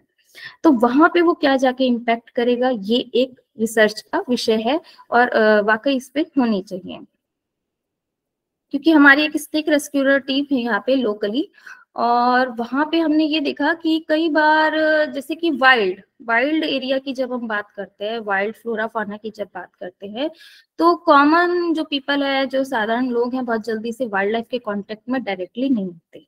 हाँ, कुछ क्षेत्रों में जो अनप्रोटेक्टेड फॉरेस्ट एरिया है वहां पे जब कांटेक्ट में लोग आते हैं तो पिकनिक का बहुत चलन है यहाँ पे भी मैं देखती हूँ, जैसे छत्तीसगढ़ में पिकनिक में लोग जाते हैं और वहां अपना सारा ट्रैश वो ऐसे ही छोड़ आते हैं, पॉलीथीन छोड़ आते हैं। अब एक जो इंस्टेंस है वो भी शेयर करना चाहूंगी कि चिकन वगैरह लेके पॉलीथीन में लोग गए और उन्होंने वहां पे उसको बनाया और पॉलीथीन वहां उन्होंने वैसे ही डाल दिया। हुआ क्या कि कोबरा है, वो जो कोबरा उसने उसको एंगल्फ किया और वो जाके उसके अटक गया मुंह में। अब बहुत जब हमारे पास रेस्क्यू कॉल आया तो हम गए और हमने वहां देखा कि वो जो है वो प्लास्टिक उसके मुंह में फंसा हुआ था। क्योंकि वो वेनामस स्पीसीज है, रेस्क्यूअर भी बहुत परमिशन लेके ही यहाँ काम करते हैं, पर वो बहुत मुश्किल हुआ उसके मुंह से निकालना। दूसरे इंस्टेंस में हमने ये देखा कि कुछ डेड स्नेक्स हमें मिले और उनका गट ओपन था और उसमें प्लास्टिक था। Photo because of the some issues मैं शेयर नहीं कर सकती। तो यहाँ पे हम ये देख पा रहे हैं क्योंकि वो फ्रेग्रेंस उन्हें मिला चिकन का या जो भी, उन्हें ऐसा लगा कि ये खाने की चीज है और उन्होंने उसे खा लिया। और स्नेक्स को बहुत ज्यादा बचाने पे लोग विश्वास नहीं करते, पर स्टिल वो बहुत इंपॉर्टेंट फैक्टर है हमारे एनवायरनमेंट का, एक इंटीग्रल पार्ट है इकोसिस्टम का। और वहां पे देख के दुख हुआ हमें कि क्योंकि जस्ट बिकॉज लोगों ने ट्रैश छोड़ दिया और उन्हें लगा कि बस ये तो फेंक सकते हैं, और वो जाके किसी के लिए लाइफ थ्रेटन्ड हो गया। हम इस चीजों को देख पाए हैं, पर जैसा कि मैंने कहा कि हम जो आम जनता है वो जल्दी से वाइल्ड लाइफ के कांटेक्ट में उस तरह से नहीं आती है। प्रोटेक्टेड एरिया में बहुत सारे नियम हैं जिनकी वजह से प्लास्टिक वहां अलाउ ही नहीं होती है, पर अनप्रोटेक्टेड एरिया में भी ऐसी स्पीसीज जब प्लास्टिक के कांटेक्ट में आ रही है और वो क्या लिथैलिटी उनके लिए कॉज कर रहे हैं, ये अभी भी हम नहीं पता कर पा रहे हैं और वो सीवियरली हमारे वाइल्ड लाइफ को डैमेज कर रही है। इसके बाद हम बात करते हैं डिग्रेडेड फिशिंग गियर या काइट स्ट्रिंग या मेजर जो थ्रेड्स हैं। ये यहाँ पे फिशिंग गियर की मैं बात करूंगी कि अब फिश गियर भी जो है, जितने भी फिशिंग नेट है वो पहले धागे से बनाए जाते थे, ट्रेडिशनली धागों का प्रयोग किया जाता था, पर अभी आजकल वो प्लास्टिक के आते हैं। अब उसमें मछलियां तो एंटेंगल्ड होती हैं, उसके अलावा बहुत ज्यादा मात्रा में फ्रॉग स्पीसीज जो हैं वो उसमें एंटेंगल्ड हो जाती हैं, स्नेक्स एंटेंगल्ड हो जाते हैं। जो हमारे एक्वाटिक एनिमल्स हैं जैसे कि ऑटर है या दूसरे स्पेशल हमारे स्पेसिफिक थ्रेटन्ड या वल्नरेबल स्पीसीज भी हैं, कई बार नेट गियर में फंस जाती हैं। कई बार जो एक्वेटिक बर्ड्स हैं या कुछ बर्ड्स जो हंटिंग करती हैं वाटर में एक्वेटिक बायोटिक, वो भी इन नेट्स में फंस जा रहे हैं। ये फिशिंग गियर का एक सबसे मेजर प्रॉब्लम ये है कि अगर वो डैमेज हो जाता है, जैसे कि यहाँ पे हम देख पा रहे हैं कि कुछ एनिमल्स जो हैं वो हंटिंग करने के लिए इन फिशिंग गियर या नेट को पानी के अंदर ही तोड़ देते हैं और उसके टुकड़े पानी में बिखर जाते हैं। तो उनको कलेक्ट नहीं किया जाता, उनको वैसे ही पानी में छोड़ दिया जाता है और अल्टीमेटली वो छोटे छोटे टुकड़ों में ब्रिटल होता है, पानी में धीरे धीरे ब्रिटल हो जाता है।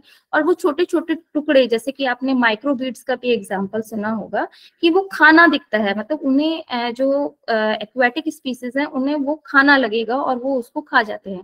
तो अल्टीमेटली वो बॉडी में जाके उनके डाइजेस्ट होगा नहीं और उनके फिर इंटेस्टाइनल सिस्टम को या हार्मोनल सिस्टम को इम्पैक्ट करेगा। यहाँ पे हम ये भी देख सकते हैं कि जैसे ये मैंने आपको बताया था कि अभी जो नेट्स, जितने भी नेट मैंने फिशिंग गियर देखे हैं वो सब प्लास्टिक के बने हैं और बहुत अच्छी क्वालिटी का वो प्लास्टिक नहीं होता। अगर बहुत बड़ी फिशरी कंपनी है तो ऑब्वियसली होपफुली वो बहुत अच्छा प्लास्टिक नेट यूज करते होंगे, पर लोकल लेवल पे जो हमारा ये फ्रेश वाटर इकोसिस्टम है उसमें जितने भी मछुआरे हैं वो बहुत ज्यादा बेस्ट क्वालिटी का या बहुत अच्छी क्वालिटी का नेट यूज नहीं करते हैं, चीप प्लास्टिक क्वालिटी का नेट यूज करते हैं। और उससे कॉम्बैक्ट हम कैसे करें कि हम या तो सरकार इस तरह से उन चीजों को देखे कि कहाँ कहाँ पे लीकेज है, प्लास्टिक लीकेज कहाँ है। तो ये एक एग्जांपल है प्लास्टिक लीकेज का कि बहुत लो क्वालिटी के प्लास्टिक से वो नेट बने होते हैं और डायरेक्ट वो वहीं पूरा दिन धूप में छोड़े जाते हैं या रात में छोड़े जाते हैं, तो कितना उनसे पॉल्यूशन, प्लास्टिक पॉल्यूशन जो है वो पानी में घुल रहा होगा। नेक्स्ट है कि birds are most observed species interacting with plastic pollution. Birds जो जितनी भी माइग्रेटरी स्पीसीज है, चाहे वो फिशेस की हैं चाहे वो बर्ड्स की हैं, तो वहां पे हम ये देख सकते हैं कि वो अलग अलग तरह के एरिया से गुजरते हैं। और वहां पे जब बर्ड्स की अगर मैं खास तौर से बात करूं, जैसे हम ऑब्जर्व भी करते हैं कि कई बार पानी में जो रंग बिरंगे रैपर्स और ये सब फैला रहता है, वो कई बार इसको एज ए फूड देखते हैं और उसको खाने के लिए उसको मुंह में भी ले लेते हैं, क्योंकि वो मुलायम हो जाता है पानी में पड़ा पड़ा, तो ऑब्वियसली वो उसको एंगल्फ भी कर लेते हैं, खा लेते हैं और अल्टीमेटली जाके अपने चिक्स को भी खिला देते हैं। ऐसा देखा गया है कि वो वहां जाके अगर उनको ऐसा लग रहा है कि ये मुलायम हो गया है, ये खाया जा सकता है, तो वो उनसे उनके चूजों तक पहुंच रहा है। अब यहाँ पे क्योंकि प्लास्टिक इंजेक्शन जो है उससे कि वो डाइजेस्ट तो होगा नहीं, ऑब्वियसली वो डाइजेस्ट नहीं होगा, उनके गट में जाके एक्यूमुलेट होगा और बहुत सारे डिस्टर्बिंग इमेजेस आपको नेट में मिलेंगे जिससे कि पूरा उनका गट ही फट जाता है और सारा प्लास्टिक बाहर आ जाता है। तो इस तरह से हम ये देख सकते हैं कि रीगर्जिटेशन जो वो करते हैं अपने चूजों को खिलाने के लिए, ना केवल जो बर्ड्स हैं उनमें बल्कि उनके चिक में भी ये इन्फेक्शन, इन्फेस्टेशन जिसको बोलना चाहिए एक तरह का, वो फैल रहा है।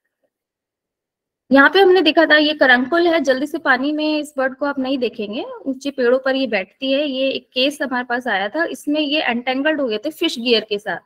ये किसी वजह से पानी में गई और वहां पे एंटेंगल्ड हो गई और दुखद है कि ये बच नहीं पाई क्योंकि इसके जो पंजे हैं वो सीवियरली डैमेज हो गए थे फिश गियर से।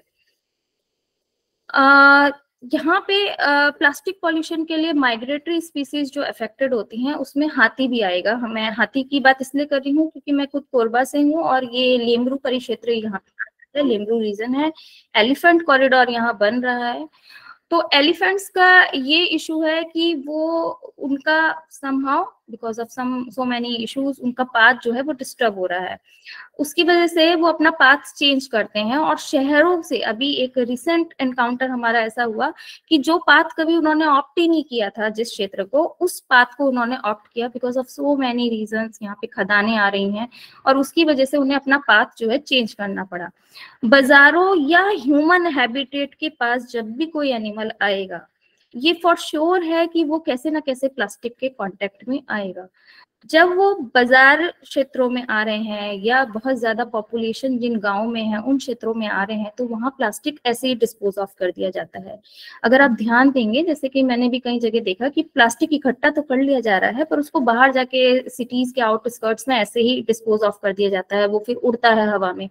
तो यहाँ पे ऐसे हम ये देख सकते हैं कि डायरेक्ट और इनडायरेक्टली, मतलब हम चाहे उसको ऑब्जर्व कर रहे हैं या नहीं कर रहे हैं, डायरेक्ट या इनडायरेक्ट रूप से जो वाइल्ड एनिमल है वो, अब अगर सिटी में बहुत सारी फुटेज आपने अभी देखी होंगी कि सिटीज में हमें वाइल्ड एनिमल देखने को मिल रहे हैं, तो एलिफेंट जब उस एरिया में आए तो वहां पे बहुत सारा कूड़ा कचरा था, तो वो उस पे भी फीड करे और फिर उसके बाद आगे गए, क्योंकि जंगलों में तो उनका जो प्राकृतिक खाना है वो उन्हें मिल जाता है।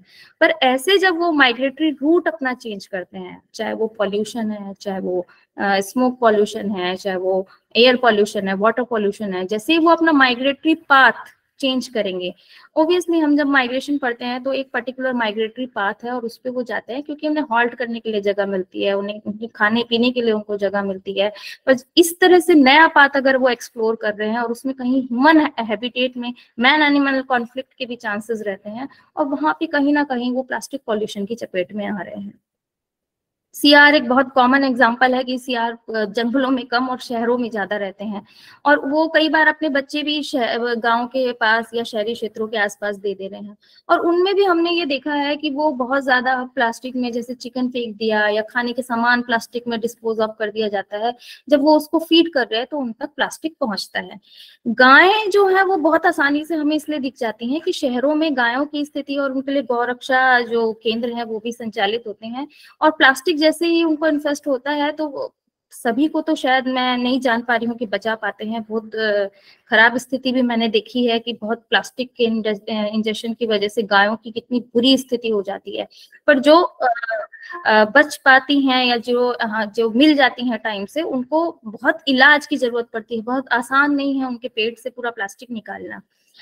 पर इसी पक्ष में हम ये देखेंगे कि ये तो हम देख पा रहे हैं, ये हम देख पा रहे हैं कि गायें प्लास्टिक खा रही हैं, या हम उतर के गाड़ी से उतर के उनसे मुंह से छीनते भी हैं। पर जब एक हिरन या सांभर जो, या नील गाय, जैसे यूपी क्षेत्र में बहुत नील गाय हैं, सांभर या स्पॉटेड डियर जो है अभी अधिकतर सभी जगह में, क्योंकि हमने उनका एक नेचुरल हैबिटेट डिस्ट्रक्ट कर दिया है, तो ह्यूमन हैबिटेट के आसपास बहुत हमें एनिमल दिख रहे हैं, तो कहीं ना कहीं वो उस खाने के साथ साथ प्लास्टिक को भी इंजेस्ट कर दे रहे हैं। प्लास्टिक को इंजेस्ट करने के बाद सबसे बड़ा प्रॉब्लम वाइल्ड लाइफ में ये आता है कि कोई वाइल्ड लाइफ एनिमल को आप एकदम से ट्रीट नहीं कर सकते, उसके लिए बहुत सारे प्रोसीजर हैं, बहुत सारे नॉर्म्स हैं, बहुत सारी परमिशंस हैं। अगर आपको एक बहुत बुरी स्थिति में वाइल्ड एनिमल मिलता भी है तब भी उसके साथ बहुत सारे प्रोसीजर है, भले ही वो कितनी भी सीवियर कंडीशन में हो। पहले तो टाइम से मिलना वाइल्ड एनिमल का, अगर वो इस तरह के पॉल्यूशन से अफेक्टेड है या प्लास्टिक को खा के अफेक्टेड है, वो मिलना आपको मिल जाएगा। गांव में आ गया, हिरन के मुंह में है या उसको वो बीमार लग रहा है, जैसे कि यहाँ एक हुआ था कि हाथी का बच्चा एक गांव वाले के घर में लेट गया और बार बार वो हाथ पैर पटक रहा था। बहुत सारा इलाज उसका किया गया, बट टेक्निकली उसको क्या इशू था ये पता नहीं चला, क्योंकि उस गांव तक बहुत सारे इक्विपमेंट तब तक नहीं पहुंच पाए जो मेडिकल इक्विपमेंट्स एक वेटनरी को चाहिए होते हैं। तो ये भी एक इशू है वाइल्ड लाइफ में कि अगर प्लास्टिक पॉल्यूशन उनको इम्पैक्ट भी कर रहा है और किस हद तक कर रहा है, उसके लिए रिसर्च के लिए ही बहुत सारे हमारे पास हर्डल भी कहूंगी, और मैं कहूंगी कि जरूरी भी है वाइल्ड लाइफ एनिमल के लिए। पर अगर प्लास्टिक इतनी सरलता से उन तक पहुंच रहा है और वो कंज्यूम कर ले रहे हैं उसको, तो ये कितना सीवियर मैटर है कि हम वॉच नहीं कर पा रहे हैं। कंट्रोल करना तो दूर है कि हम वॉच करके उनको टाइम से ट्रीट नहीं कर पा रहे हैं। टेरेस्ट्रियल में जितने भी मैमल्स हैं, एक्चुअली प्लास्टिक का इम्पैक्ट मैमल्स पे कैसे हुआ है, इसके बहुत सारे रिसर्चेस माउस पर ज्यादा हुए हैं। माउस जो है, हम वर्टिब्रेट्स पर कैसा हुआ है, जो माउस पर जितने भी एक्सपेरिमेंट्स हुए हैं उसमें ये देखा गया है कि प्लास्टिक या माइक्रोप्लास्टिक का जो है वो साइटोटॉक्सिसिटी कॉज कर रहा है, इम्यूनोटॉक्सिसिटी कॉज कर रहा है, क्योंकि वो TNF अल्फा या इंटरल्यूकिन्स को ट्रिगर कर दे रहा है, और इस तरह से काम कर रहा है कि जो हार्मोनल है, हार्मोनल इम्बैलेंस FSH या LH को इम्पैक्ट कर रहा है, जिससे कि उनका रिप्रोडक्टिव बिहेवियर जो है, रिप्रोडक्टिव एबनॉर्मेलिटीज हमको देख पा रहे हैं हम माइस में। पर वो किसी हिरन में, किसी हाथी में या सांभर में कैसे इम्पैक्ट करेगा, ये एक अभी प्रश्न चिन्ह है। इस पे अभी हमारा कोई काम इस तरह से नहीं हो पा रहा है। फिर भी हम अगर रिसर्च की बात करें तो टेरेस्ट्रियल जितने भी एनिमल हैं, खासतौर से मैमल्स हैं, उनमें हम ये देख पा रहे हैं कि गायों का हमने एक केस देखा है कि भाई जो गायें हैं उन पे किस तरह से वो हेल्थ इशू या बिहेवियर प्रॉब्लम्स इंड्यूस कर रहा है, चाहे वो क्योंकि फॉरेजिंग एरिया जो है वो किस तरह का है। जैसे बीज का फॉरेजिंग एरिया बहुत ज्यादा है तो वो ज्यादा माइक्रोप्लास्टिक के कांटेक्ट में आती हैं, क्योंकि माइक्रोप्लास्टिक जैसे पॉलन्स उनको चिपक जाता है, वैसे माइक्रोप्लास्टिक भी उनकी बॉडी में चिपक रहा है। अगर हम एक सांभर, डियर की बात करें तो उनका फॉरेजिंग एरिया लिमिटेड होगा और वो कहीं ना कहीं जैसे अम्ब्रेला स्पीसीज है, टाइगर है या दूसरे लेपर्ड है, उनके हंट जो प्रीडेटर्स हैं उनकी वजह से भी उनका एक लिमिटेड फॉरेजिंग एरिया है। फॉरेजिंग एरिया में अगर प्लास्टिक नहीं पहुंच रहा है तो ऑब्वियसली उन पर प्लास्टिक इम्पैक्ट नहीं करेगा, पर अगर वो फॉरेजिंग एरिया उन्होंने बाहर कर दिया है, वो प्रोटेक्टेड एरिया में नहीं है, तो ऑब्वियसली वो उस प्लास्टिक के कांटेक्ट में आएंगे। दिसंबर 2015 का ये, क्योंकि आप देख सकते हैं इसको कि एक सांभर डियर का जो है उसके पेट से 4.7 kg का प्लास्टिक वेस्ट निकला था। तो this is the alarming condition. हम समझ पा रहे हैं कि ये सिर्फ इतने न्यूज आप देखेंगे खोल के, उसमें एक आध न्यूज आपको इस तरह की मिलेगी, क्योंकि बहुत सारे नॉर्म्स और कंडीशंस होती हैं कि इस तरह की न्यूज भी एकदम से फ्लैश नहीं हो सकते। तो हम समझ सकते हैं कि वाइल्ड लाइफ के लिए कितना सीवियर प्रॉब्लम है प्लास्टिक, क्योंकि एक सांभर को जब टाइगर हंट करेगा तो टाइगर में जाके वो प्लास्टिक क्या कर रहा है वो तो अभी आप सोच ही नहीं सकते कि उस पर आप काम भी कर सकते हैं, उस पर आप रिसर्च भी कर सकते हैं। कई बार मैं पर्सनली ये सोचती हूँ कि अगर बहुत सारे नियम है सरकार बना रही है, स्टेट गवर्नमेंट्स या सेंट्रल गवर्नमेंट उसको लागू भी कर रहे हैं, इंटरनेशनल लेवल पे भी बहुत सारे जो काम है वो हो रहे हैं, पर पर्सनली मैं ये सोचती हूँ कि अगर हम प्लास्टिक यूज करते हुए ये सोचे कि हर वाइल्ड एनिमल हमको देख रहा है, जैसे एक पेट हम पाल लेते हैं उससे हमारा लगाव हो जाता है, उसी तरह वाइल्ड लाइफ है। अगर आप जू या किसी और जगह जाते हैं, बहुत हजारों पैसा खर्च करके आप जाते हैं उनको देखने, और उसके बाद आपको बहुत अच्छा सुकून शांति मिलता है, तो हम क्या उनके लिए सोच नहीं सकते, कुछ पॉजिटिवली नहीं सोच सकते? तो हमें अपना प्लास्टिक रिड्यूस वाकई करना पड़ेगा, अपने स्तर पर करना पड़ेगा। What are the effective solution to plastic waste management? जैसे आइडेंटिफाइंग हॉट स्पॉट ही हमें अभी प्रॉपरली नहीं पता है। हॉट स्पॉट का मतलब, जैसे मैं कहूंगी कि कहाँ कहाँ प्लास्टिक ज्यादा यूज हो रहा है उसको आइडेंटिफाई पहले हमें करना पड़ेगा। फ्रैंकली मुझे नहीं लगता कि हॉट स्पॉट बहुत क्लियरली हम सबको पता है या पॉलिसी मेकर्स को पता है, या वहां तक उतनी बात पहुंच नहीं पाती, जिससे कि उतनी इफेक्टिव पॉलिसी जो है वो अप्लाई नहीं हो पा रही है। डिजाइनिंग अल्टरनेटिव ऑफ प्लास्टिक जो है, हमें प्लास्टिक के अल्टरनेटिव्स डिजाइन करने पड़ेंगे कि भाई हम प्लास्टिक की जगह और क्या यूज कर सकते हैं। जैसे कि फॉर एग्जांपल जहाँ पे ट्राइबल एरिया है या विलेज एरिया है, वहाँ पे हमें जो सेल्फ हेल्प ग्रुप है उनको इनिशिएटिव लेना चाहिए कि वो थैले वगैरह बनाएं और प्लास्टिक को रिप्लेस करें। ये एक बहुत अच्छा होगा कि उनको भी कुछ कमाई का संसाधन मिलेगा और यहाँ हम प्लास्टिक को रिड्यूस कर पाएंगे। ब्रेकिंग डाउन प्लास्टिक वेस्ट जो है, जैसे breaking down plastic waste, Japan में अभी एक बैक्टीरिया का आविष्कार किया गया है जो प्लास्टिक को जो ब्रेक डाउन कर रहा है, और वही फिर आएगा घूम फिर के कि R&D पे हमें काम करना पड़ेगा। Recycling through technology and innovation, recycling जैसे मदुरई के कॉलेज में है, त्यागराज कॉलेज में, उन्होंने वहां पे प्लास्टिक से टाइल्स बनाना शुरू किया है, यानी कि वो प्लास्टिक से कुछ कंस्ट्रक्टिव चीजों को बनाकर उसको यूज कर सकते हैं। तो ये एक ही एग्जाम्पल अभी तक जो है हाईलाइटेड है। प्रमोटिंग अ प्लास्टिक फ्री, ये हमारा काम है। जैसे कि हम बहुत सारी चर्चाएं करते हैं, बहुत सारे लेक्चर्स होते हैं, बट हम क्या कर रहे हैं ये जरूरी है। बाकी लोग क्या कर रहे हैं, पॉलिसी मेकर्स क्या कर रहे हैं, पूरी दुनिया क्या कर रही है, वो एक बहुत बहुत बड़ा टास्क है, क्योंकि उसमें बहुत सारे लोगों का इन्वॉल्वमेंट है। वो कोई करेगा कोई नहीं करेगा, तो forget about it. Right now आप क्या इनिशिएटिव ले सकते हैं प्लास्टिक फ्री लाइफ के लिए? तो हमें इनिशिएटिव लेना चाहिए कि घर में हम अपने बच्चों को एक कम प्लास्टिक हमें यूज करना चाहिए, या वर्क प्लेस पे हम ऐसी पॉलिसी करें, फ्रेंड सर्कल में करें, एनहेंस करें उस चीज को।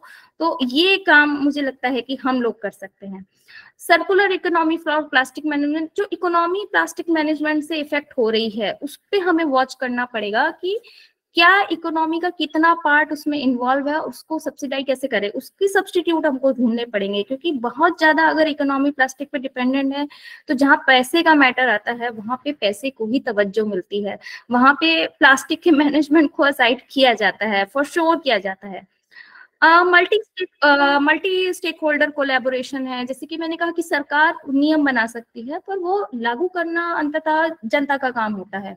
तो यहाँ पे हमें बहुत सारे वॉलंटियर्स चाहिए, जैसे अगर स्टूडेंट्स जुड़े हुए हैं इसमें तो स्टूडेंट्स एक इनिशिएटिव ले सकते हैं फॉर अ पॉजिटिव माइंडसेट लेके कि हमको इस चीज को रिड्यूस करना है। सेल्फ हेल्प ग्रुप कर सकते हैं, एनजीओज कर सकते हैं पार्टिसिपेट। ग्लोबल इनिशिएटिव, जैसे मैंने कहा कि ग्लोबल इनिशिएटिव्स बहुत सारे हैं, रिजोल्यूशन 2022 है, फिर उसके बाद यूरोपियन यूनियन है, जिसमें मतलब यहाँ पे हम ये देख सकते हैं कि कुछ जो यूनाइटेड नेशन एनवायरनमेंट असेंबली है वही सिटीज को भी हेल्प करने की कोशिश करेंगे कि प्लास्टिक रिड्यूस कैसे करें, उसका डिस्पोज ऑफ प्रॉपर कैसे करना चाहिए, उसका रीयूज कैसे करना चाहिए, रिसाइकल उसको कैसे कर सकते हैं। तो यूरोपियन यूनियन में भी directive on single use plastic, क्योंकि सिंगल यूज प्लास्टिक बहुत डेंजरस है, वो सिंगल यूज लिखा हुआ है, उसको हम जानते हैं कि वो सिंगल यूज है, पर वो सिंगल यूज नहीं होता, वो मल्टीपल यूज होता है। अगर हम घर में पानी की बोतल भर रहे हैं तो वो उसके बाद हम डिस्पोज ऑफ करने के लिए डालते हैं और हाउस हेल्प उसको ले जाके कई दिनों तक यूज करती है और फिर उसके बाद वो डिस्पोज ऑफ होता है। मतलब वो सिंगल यूज है, हमको मालूम है, पर वो सिंगल यूज नहीं हो रहा है, टेक्निकली वो सिंगल यूज नहीं हो रहा है। क्लोजिंग द लूप, यहाँ पे United nation economic and social commission for Asia and Pacific जो असिस्टेंट्स हैं, मैं जैसे कि मैंने कहा कि वो सिटीज को इस प्रॉब्लम से टैकल करने के लिए उनको इन्वेंटिव पॉलिसी सॉल्यूशंस देंगे। मैं फिर ये कहूंगी कि बड़े स्तर पे जो कार्य होते हैं उनको जमीनी स्तर तक पहुंचने में, उन पॉलिसीज को अप्लाई होने में, जमीनी स्तर पर अप्लाई होने के लिए बहुत टाइम टेकिंग होता है ये प्रोसीजर, बहुत सारे पेपर वर्क होते हैं, तब तक हमको ही इनिशिएटिव लेना पड़ेगा। It aim to the global tourism plastic initiative, ये बहुत इंपॉर्टेंट पार्ट है इसका, कि क्योंकि अभी कोविड के बाद टूरिज्म को बहुत हाइप मिला है, टूरिज्म पे ज्यादा फोकस किया जा रहा है कि टूरिज्म को एनहांस किया जाए, क्योंकि टूरिज्म से क्योंकि अभी तक कोविड में जो अर्निंग नहीं हो पाई है या जो चीजें पूरी तरह से प्रॉपर नहीं हो पाई हैं, तो टूरिज्म बहुत सेक्टर अभी हाइप में है। टूरिज्म का एक नेगेटिव इम्पैक्ट ये होता है कि पैसा तो आता है, ओब्वियसली शहर और क्षेत्रों को पैसा भी मिलता है, फंड्स भी रेज होते हैं, पर वहां पे प्लास्टिक पॉल्यूशन या पॉल्यूशन बहुत रेज हो जाता है, क्योंकि जो भी आपके मंदिर का परिसर है या फिर नेशनल पार्क सेंचुरीज है वहां तो प्लास्टिक पॉल्यूशन नहीं पहुंचेगा, पर उसके बाहर बहुत प्लास्टिक जो है इकट्ठा हो जाता है। तो ये ग्लोबल टूरिज्म प्लास्टिक इनिशिएटिव का इम्पोर्टेंस ही यही है कि एक्शनेबल कमिटमेंट्स हो 2025 तक की प्लास्टिक पॉल्यूशन को डिक्रीज किया जाए। रीयूजेबल और रिसाइकल ही हम उसको कर सकते हैं, रीयूज करने में तो शायद मुझे लगता है इतना वो पॉल्यूशन उसमें भी होगा, डेफिनेटली इतना नहीं होगा, पर रिसाइकल करने में भी पॉल्यूशन होता है। प्लास्टिक का recycle is not cake walk, ये बहुत आसान नहीं है, उसमें भी बहुत लूप्स हैं कि रिसाइकल अगर हम प्लास्टिक को करेंगे तो उससे भी पॉल्यूटेंट्स एनवायरनमेंट में फैलेंगे। तो हम ये सोच सकते हैं कि हमें प्लास्टिक वेस्ट को रिड्यूस करना है।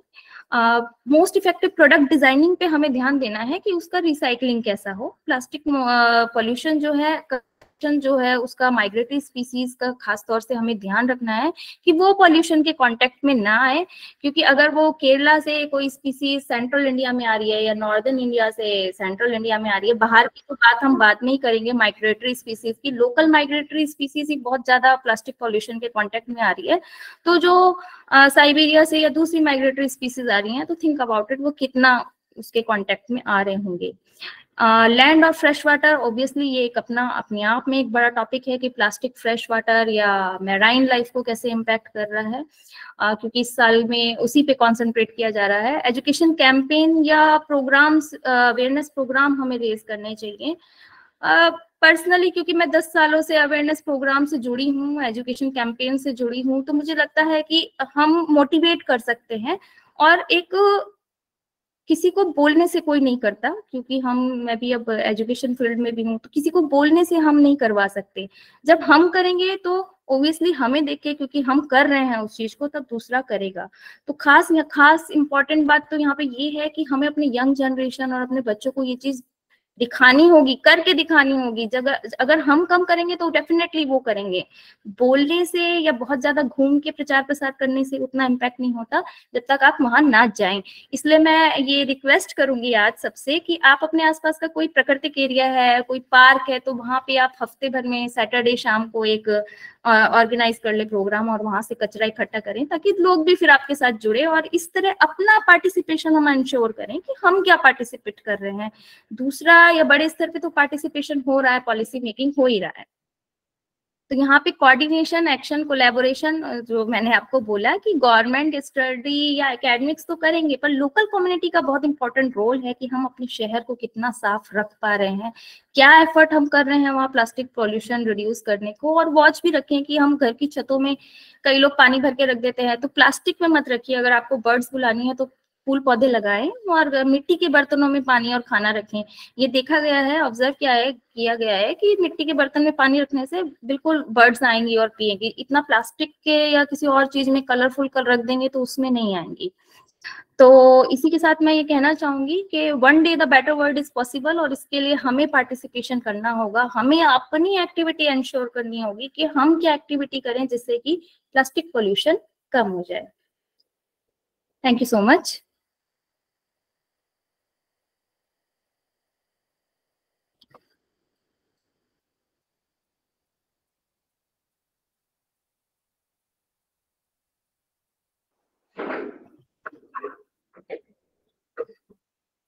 Hello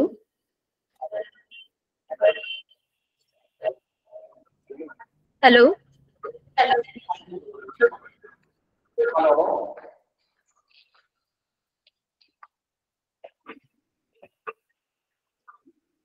very nice presentation about Hello. plastic pollution. Hello. Very nice presentation about plastic pollution. Thanks a lot, Nidhi ma'am. Thanks.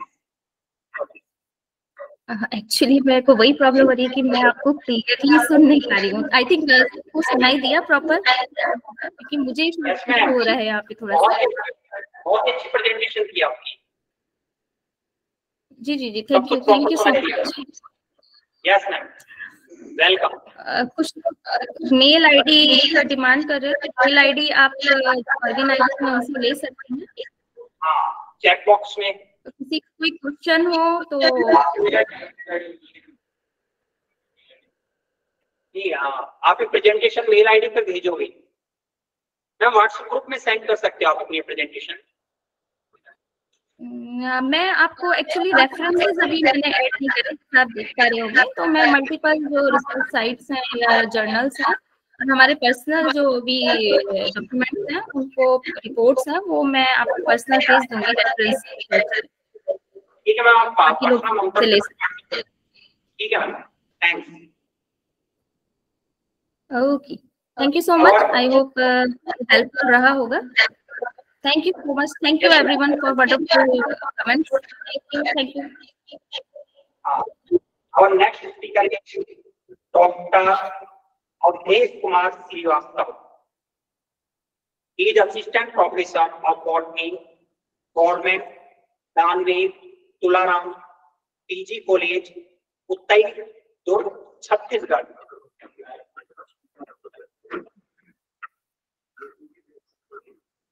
Dr. G.P. Srivastava.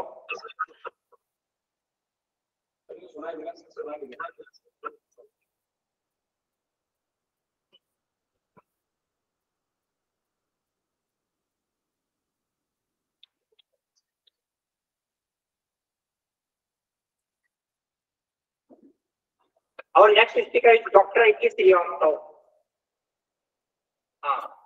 He is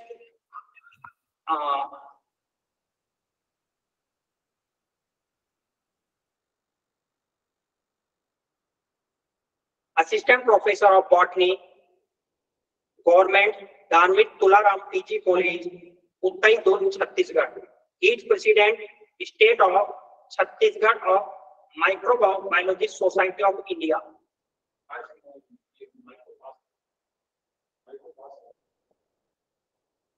Sir, start your presentation now. Dr. A.K. Srivastava.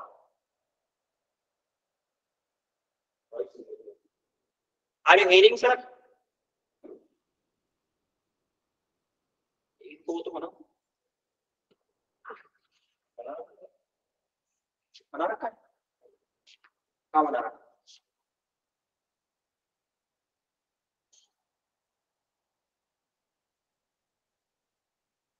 अब बनाया। Yes, sir. Please unmute yourself.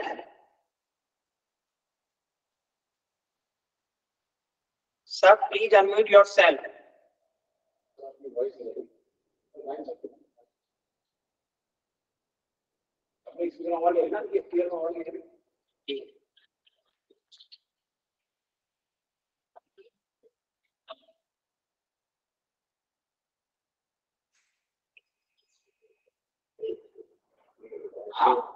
Doctor, please say yourself. Please unmute yourself. Please unmute yourself.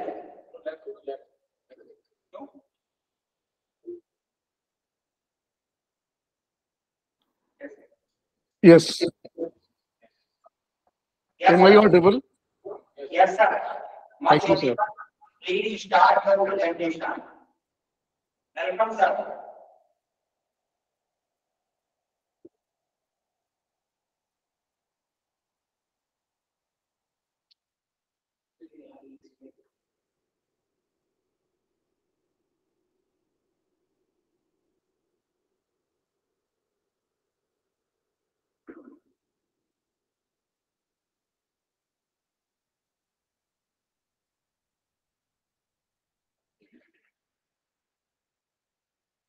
Sir, is slides are visible? Sir, name. Your slide is not visible. Please share the slide, sir. Click on the vertical arrow. Are you hearing my voice, sir?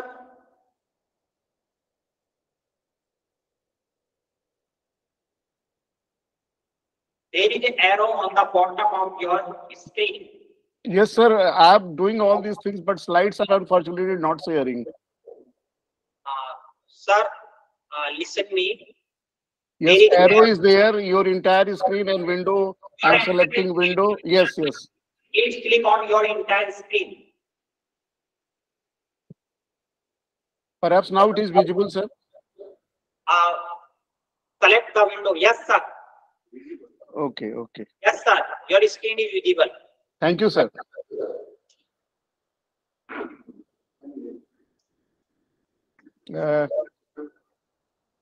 On behalf of Government Raj Rishi Government Autonomous College, Alwar, in this international short-term training 9th program, which is conducted from 5th to 11th June, I'm welcoming all of you for this environmental pollution topic, a threat of life below water and World Environment Day Celebration Week.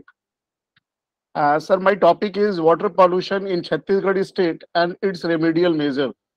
Since morning, I am hearing a lot of things regarding noise pollution, and Nidhi madam has recently presented a very beautiful lecture on plastic. Korba is also present in our state, a very lovely district. And I'm also welcoming or obliged to patron and principal Professor Dr. Hukum Singh sir, and organizing secretary Dr. Mamta Sharma ma'am, and my one friend is there, and all of you for this wonderful topic. जहां तक धर्म निरपेक्षता की बात है, secular water होता है जिसे हम पवित्र, पाक, पवित्र या होली जैसे शब्दों से कहते हैं। हिंदुओं में स्नान, इस्लाम में वजू और सिखों में अमृत सरोवर में उनके अमृत पानी में स्नान करना और उसका आचमन करना, और क्रिश्चियनी में जो होली वाटर का मजा है, आज उसी वाटर पॉल्यूशन की हम बात करते हैं जो सेकुलर वाटर हो न होके भी हमें सेकुलरिज्म के बारे में बताता है। बेसिकली सर, मैं बॉटनी का स्टूडेंट हूँ और मैं जानता हूँ कि हमारी ब्रह्मांड को ऊर्जा देने वाला एकमात्र सोर्स है वो है सन, और सन की जो एनर्जी है वो हम तक इलेक्ट्रोमैग्नेटिक रेडिएशंस के फॉर्म में आती है, जिसे पौधों के क्लोरोफिल वातावरण के कार्बन डाइऑक्साइड के साथ मिलके फोटोलाइसिस ऑफ वाटर में ऑक्सीजन का निर्माण करते हैं, और ये ऑक्सीजन हमारे लिए जीवनदायिनी होती है, ये हमें लाइफ देती है। और जितने एरोब्स आज पूरी ब्रह्मांड में, पूरे इकोसिस्टम में, पूरे बायोस्फीयर में हैं, सभी को ऑक्सीजन चाहिए। और जल ना होता तो शायद ऑक्सीजन न होता, और ऑक्सीजन न होता तो हम और आप अपनी कल्पना तो क्या, एक माइक्रोब्स की कल्पना भी करना शायद एक दीवा स्वप्न की तरह होता है। जहां तक सौर्य की ऊर्जा है, वह पौधों के द्वारा, ऑटोट्रॉपिक पौधों के द्वारा ग्रहण की जाती है, और हर ट्रॉपिक लेवल पे primary consumer, secondary consumer, top consumer तक जाते हुए, चाहे वो जैसा भी बने, हमेशा इकोलॉजिकल पिरामिड इरेक्ट होता है। और इसमें ऊर्जा को फ्लो को करना, मिनरल रिसाइकलिंग का करना, दो इकोसिस्टम का जो मुख्य रोल होता है, आज हम उस पर चर्चा करना जा रहे थे। लेकिन हम ये भी कहना चाहेंगे कि हमारी सेल हो, टिश्यू हो, ऑर्गन हो, इसके अलावा जो हमारे ऑर्गेनिज्म के जो भी सिस्टम है, वो सारे के सारे इन्हीं से, पानी से ही चलते हैं। और ये पानी हमारे सेल के अंदर भी प्रेजेंट है और बाहर भी प्रेजेंट है। और जहां तक हम मैमल्स की बात करें, 70% वाटर उनका वेट का सिर्फ पानी होता है, और 46% inside the cell and 23% outside of the cell हमारे प्लाज्मा और बॉडी फ्लूइड में भी पानी पाए जाते हैं। इस पानी के बारे में अगर मैं थोड़ी सी और बात करूं, तो पूरी ब्रह्मांड कायनात पे 3% ही जल है, जिसमें 0.1% हमें पीने के योग्य है। बाकी 97% तो समुद्री पानी है, सी वाटर है, मेरीन वाटर है। और ये वाटर आज हमारे लिए कितना उपलब्ध है, तो ग्लेशियर्स में 2% और नदियों में 1%, ये 3% ये है। अब आप जरा सोचिए कि आप ग्लेशियर्स की पानी पीते हैं, कि रिवर का पानी पीते हैं, कि लेक या ग्राउंड वाटर को पीते हैं। तो ग्राउंड वाटर हमारे पास जो बचा, वो कितना पानी है, हम इसके बारे में सोच लें, जिसे हम यूज करते हैं। जहां तक पानी की बात है, जल चक्र होता है, वाटर साइकिल, हाइड्रोलॉजिकल साइकिल जिसे हम कहते हैं। समुद्रों से या जितनी भी पॉन्ड, रिवर जो भी हैं, उसमें इवापोरेशन से, कंडेंसेशन से, प्रेसिपिटेशन से फिर से बादल हमारे ऊपर बरसते हैं। जैसे आज जून का जो 8 तारीख का दिन है, 5 तारीख को हम लोग वर्ल्ड इन्वायरमेंट डे मनाए हैं। और ये ऐसा दिन मनाया गया है कि इसमें इतनी गर्मी होती है कि एक पेड़ लगाना और उसको बचाना बड़ा मुश्किल होता है। और इस स्थिति में आज हम देख रहे हैं कि लगभग जितने जल के संग्रही क्षेत्र हैं, वो सूख चुके हैं, चाहे वो तालाब हो या नदियां हो। और इस सभी के पानी वेपर बन के, कंडेंसेश करके, और थोड़ी देर के बाद मानसून आ जाएगी। केरल में लोग बोल रहे हैं मानसून टच कर रहा है, प्रेसिपिटेशन के फॉर्म में आती है, चाहे वो आइस के फॉर्म में, स्नो के फॉर्म में, और ये वाटर साइकिल चलते रहता है। Sir, your slide is not moving. Your slide is not moving. Okay okay Yes, sir. It's moved. Yes, sir.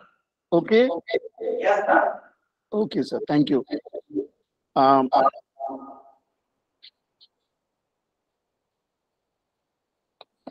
हमने कभी सोचा भी नहीं था कि पवित्र जल जो था, वो समुद्रों से और नदियों से और आके आज पानी के बॉटल में आ जाएगा।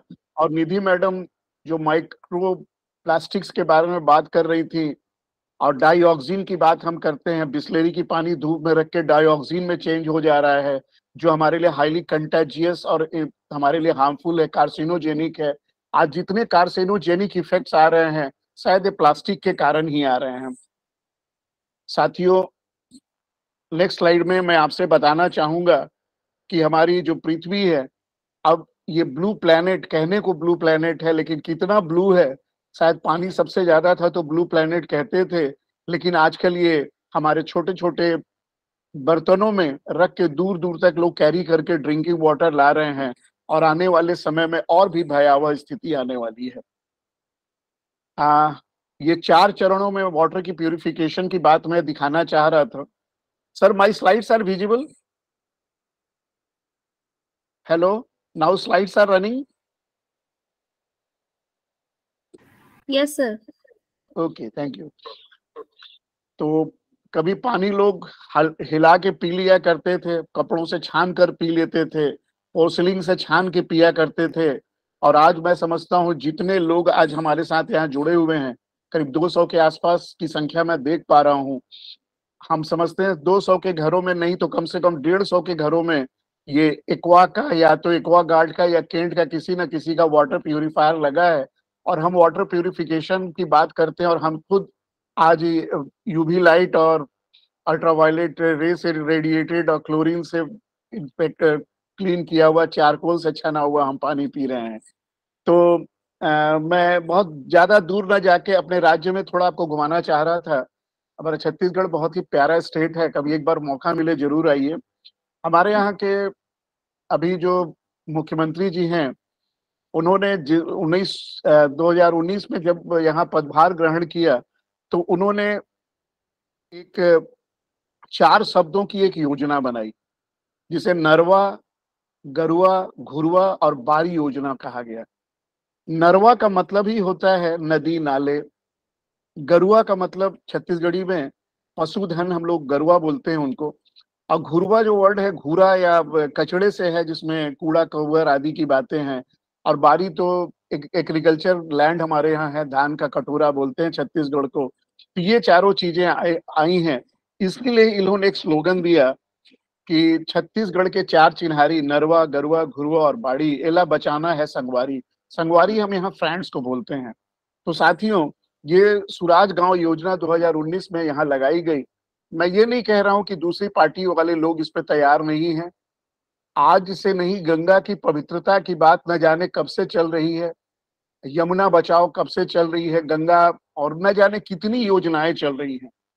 लेकिन इन योजनाओं में मैं आपको छत्तीसगढ़ इसलिए ले आना चाह रहा हूं कि छत्तीसगढ़ का कोई भी शायद ही ऐसा कोई गांव है जहां कोई तालाब ना हो, क्योंकि छत्तीसगढ़ एक ऐसा राज्य है जो दूसरों को पानी देता है। अभी मैं आपको थोड़ी देर के बाद दिखाऊंगा कि 5 तरह के बेसिन हमारे छत्तीसगढ़ में हैं जो ऑलमोस्ट इंडिया के जो भी मेजर रिवर हैं जिनको पानी देता है।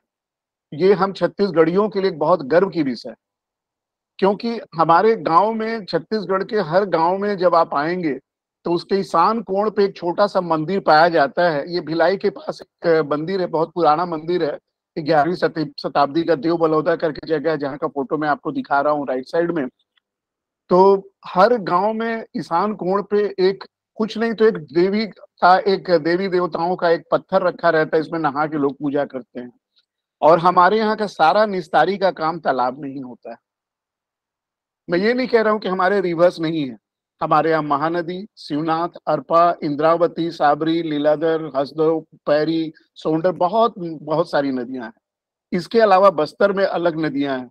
और ये नदियां जो हैं वो हमारे छत्तीसगढ़ में जितने नदियां हैं वो ड्रेन करके मेजर रिवर को वाटर सप्लाई कर रही है। जैसे 5 तरह की भागों में मैं बांट रहा था। एक है महानदी बेसिन जो 75,858 स्क्वायर किलोमीटर का लगभग इसका बेसिन है। और ये एक जमाने में जब हीराकुंड डैम नहीं बना था उस समय उड़ीसा का सौरो कहा करते थे इसके महानदी बेसिन। उसी तरह से गोदावरी है, ब्राह्मणी है, नर्मदा है, ये 5 तरह के बेसिन हमारे यहाँ हैं। और मैं आपको बताऊंगा, अगले स्लाइड में आप देख रहे हैं कि डिफरेंट डिस्ट्रिक्ट और उसमें गंगा बेसिन को कितना, ब्राह्मणी बेसिन को कितना, और बाकी नदियों को कितना बेसिन को हमारा वाटर कंट्रीब्यूशन जा रहा है। और महानदी बेसिन में शिवनाथ, हसदेव जैसी बड़ी बड़ी रिवर या आ रही हैं। इसके अलावा पैरी, सेफ, ईब, मांड, जोंक, केलो, ये सारी नदियां हैं। और जैसे गोदावरी, तो गोदावरी अगर हम बात करें तो आप सब त्र्यंबकेश्वर शिव का वो एक वहाँ ज्योतिर्लिंग भी है, वहां से ये निकला है। लेकिन उसकी जो इंद्रावती सब बेसिन और गोदावरी के कुछ सब बेसिन जैसे तालपेरू, चिंटा, सबरी, ये सब चीजें जो हैं ये हमारे गोदावरी बेसिन को देती हैं। उसी तरह से रिहंड, कान्हर और सोन जो हैं ये गंगा को, एक तरह से आप कहें कि कहीं ना कहीं से ये ट्रिब्यूटरीज के फॉर्म में गंगा को वाटर दे रही है और गंगा बेसिन के नाम से जानी जा रही है। उसी तरह से ब्राह्मणी जो छत्तीसगढ़ से निकल के सिंहभूम, रांची, झारखंड, सुंदरगढ़ उड़ीसा, देवगढ़ उड़ीसा, संबलपुर उड़ीसा, अंगुल आदि को दे रही है। उसी तरह नर्मदा जो है वो अमरकंटक जो मैकल रेंज यहाँ पे शहडोल डिस्ट्रिक्ट मध्य प्रदेश और छत्तीसगढ़ बिल्कुल बॉर्डर पे है, तो वहां से ये दे रही हैं अपनी वाटर को। तो मेरा ये कहने का मतलब है कि एक ऐसा राज्य जिसमें मेजर रिवर खुद नहीं है लेकिन दूसरे राज्यों के लिए बेसिन का काम कर रहा है, तो जिनको वाटर का सोर्स दे रहा है, और ये कहीं ना कहीं से पर्कुलेशन लीचिंग के थ्रू वहां पे पानी पहुंच रहा है, सब रिवर्स के द्वारा जा रहा है। कुछ चीजों को मैं और हाईलाइट करना चाहूंगा महानदी के बारे में, मेन 10 बातों को। जैसे महानदी छत्तीसगढ़ उड़ीसा की एक बहुत ही इंपॉर्टेंट रिवर है, और ये 2 वर्डों से बना है, महा और नदी। और इसका पुराना नाम जो था उसको हम कनकानंदिनी कहा करते थे। और महानदी रिवर जो है वो द्वापर युग का नदी है, जिसको चित्रोपाला के नाम से जाना जाता था। नीलोपाला जो था महानदी का त्रेता युग में नाम था। और आप देखिए द्वापर त्रेता की ये नदी है, और ये महानदी रिवर जो है महानंदा के नाम से महाभारत में भी जानी गई है। और जब तक हीराकुंड डैम नहीं बना था तब तक ये बंगाल का सौरो माना जाता था। और इसके लिए यहाँ के धमतरी आगे के जो इलाके हैं वो यहाँ छत्तीसगढ़ का हरियाणा बोला जाता है, बहुत फर्टाइल लैंड है वहाँ पे। और इसकी मेन 2 ही जगह यूज होती है वाटर, या तो इरिगेशन में या फिर पावर प्रोडक्शन में, इसलिए ये बहुत ही जबरदस्त नदी यहाँ की है। तो मेन मैं आपको क्या बताना चाह रहा था कि ये नदियां जहां से निकल रही हैं तो आखिर ये पॉल्यूटेड क्यों हुई। अभी बहुत लोग दिखा रहे थे कि डॉल्फिन दिखाई देना शुरू कर दी, हिमालय दिखना शुरू हो गया चंडीगढ़ से। तो साथियों, हम और आप ही इसके लिए जिम्मेदार हैं। जो एंथ्रोपोजेनिक एक्टिविटीज हैं, मॉडर्नाइजेशन, अर्बनाइजेशन, इंडस्ट्रियलाइजेशन, हम लोगों ने किया है, और हम लोगों ने ही अपनी सारी नदियों को, सोर्सेस को विभिन्न प्रकार के पॉल्यूटेंट से बर्बाद किया है।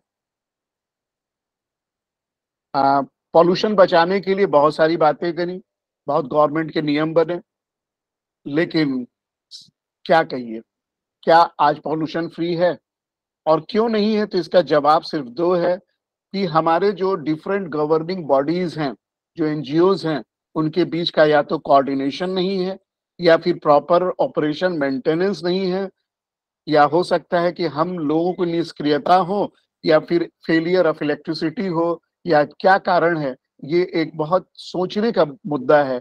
जैसे अभी निधि मैडम ने बहुत अच्छा कहा कि लोग नियम तो बनाते हैं लेकिन नियम हम तक आते आते न जाने क्या क्या हो जाता है। तो साथियों, हमारा छत्तीसगढ़ जो है, इसे हम लोग बाउल ऑफ राइस भी कहते हैं, और राइस इसलिए कहते हैं कि हमारे यहाँ स्टेट ऑफ पॉन्ड भी है, और हमारी कई बाउंड्रीज को ये टच भी करता है। तो हमारे यहाँ का जो रूरल और सेमी अर्बन पीपल है वो इसमें नहाता भी है, कपड़े भी धोता है, बर्तन भी धोता है, अपने मवेशियों को भी नहलाता है।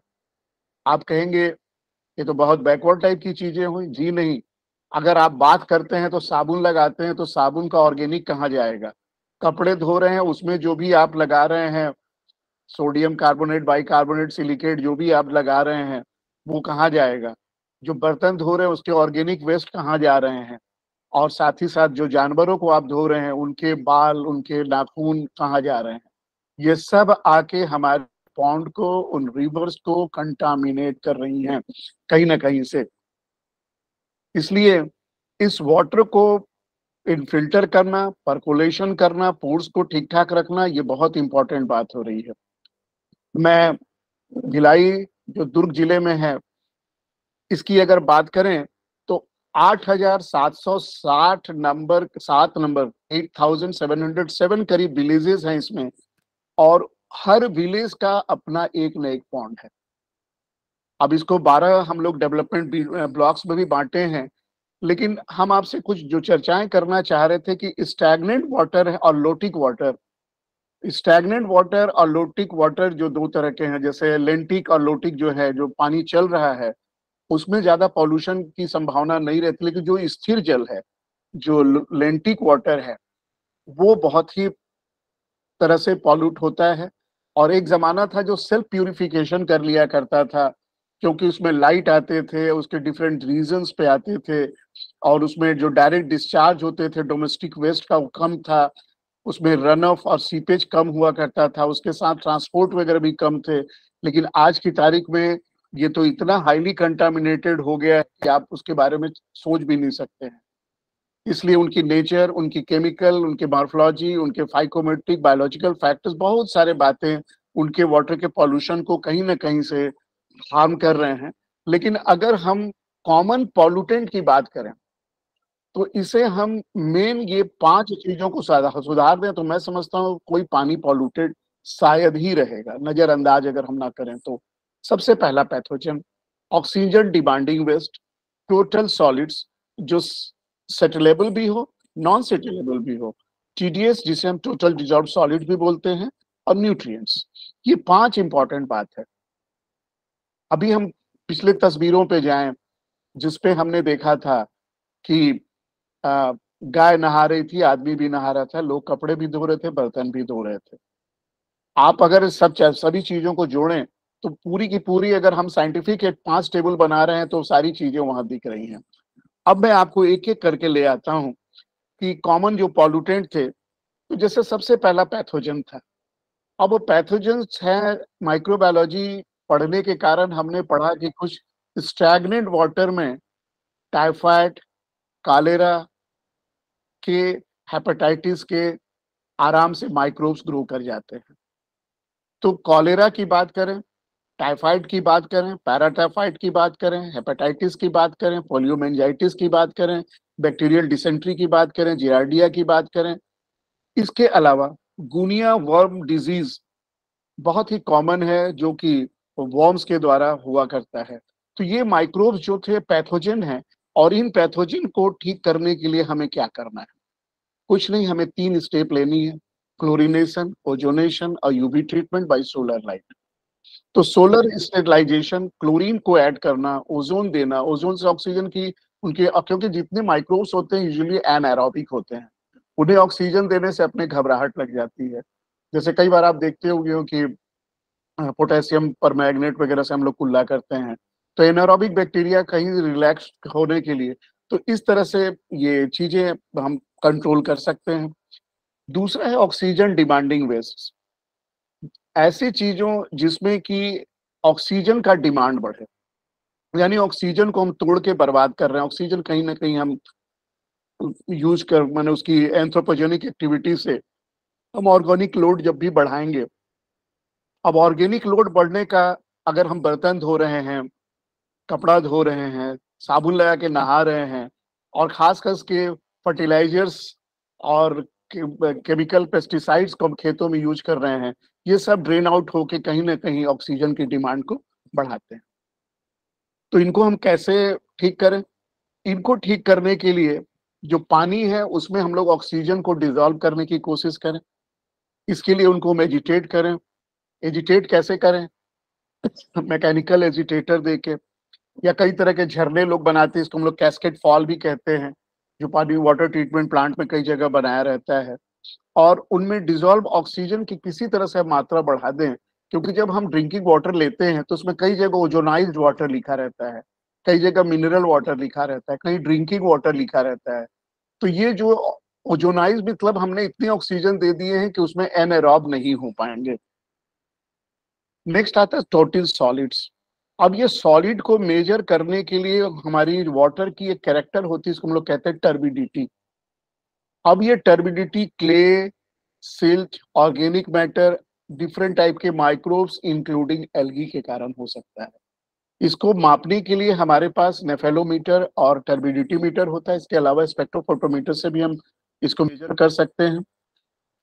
तो इसके कारण जो पानी का रंग भी चेंज हो सकता है, क्योंकि अभी मैं हाल में बिहार में एक जगह गया था, सासाराम। वहां पे लोगों ने कहा कि कोई संत नहा रहे थे, शेरशाह का एक मकबरा है वहां पे, उसमें उन्होंने श्राप दे दिया, संत को नहाने से मना किया गया कि पानी का रंग हरा हो जाएगा। जबकि हम जानते हैं कि ऐसा कुछ श्राप वगैरह नहीं होता है, एल्गी की ग्रोथ बढ़ गई और जिसके कारण आज पानी हरा दिखाई दे रहा है। कहीं जगह का पानी लाल है, कहीं जगह का नीला भी दिखाई देता है। तो ये उसके अंदर पाए जाने के जो वेस्ट हैं, सेटल्ड अनसेटल्ड वेस्ट हैं, तो सेटिंग वेलोसिटी का भी ये फॉर्मूला है। मैं स्लाइड शेयर कर दिया हूँ, जो लोग चाहें अगर इस पे काम करना वो इस पे काम कर सकते हैं। और खास करके ब्राउनियन डिफ्यूजन और वर्टिकल कन्वेक्शन जो होता है ये भी काफी हद तक रिस्पॉन्सिबल होता है। तो हम टर्बिडिटी को कैसे मेंटेन करें? मेरे साथियों को पता होगा शायद, एक मुनगा करके हमारे यहाँ सब्जी आती है, मुनगा बोलते हैं जिसे हम लोग, मैं आगे फोटो भी दिखाऊंगा।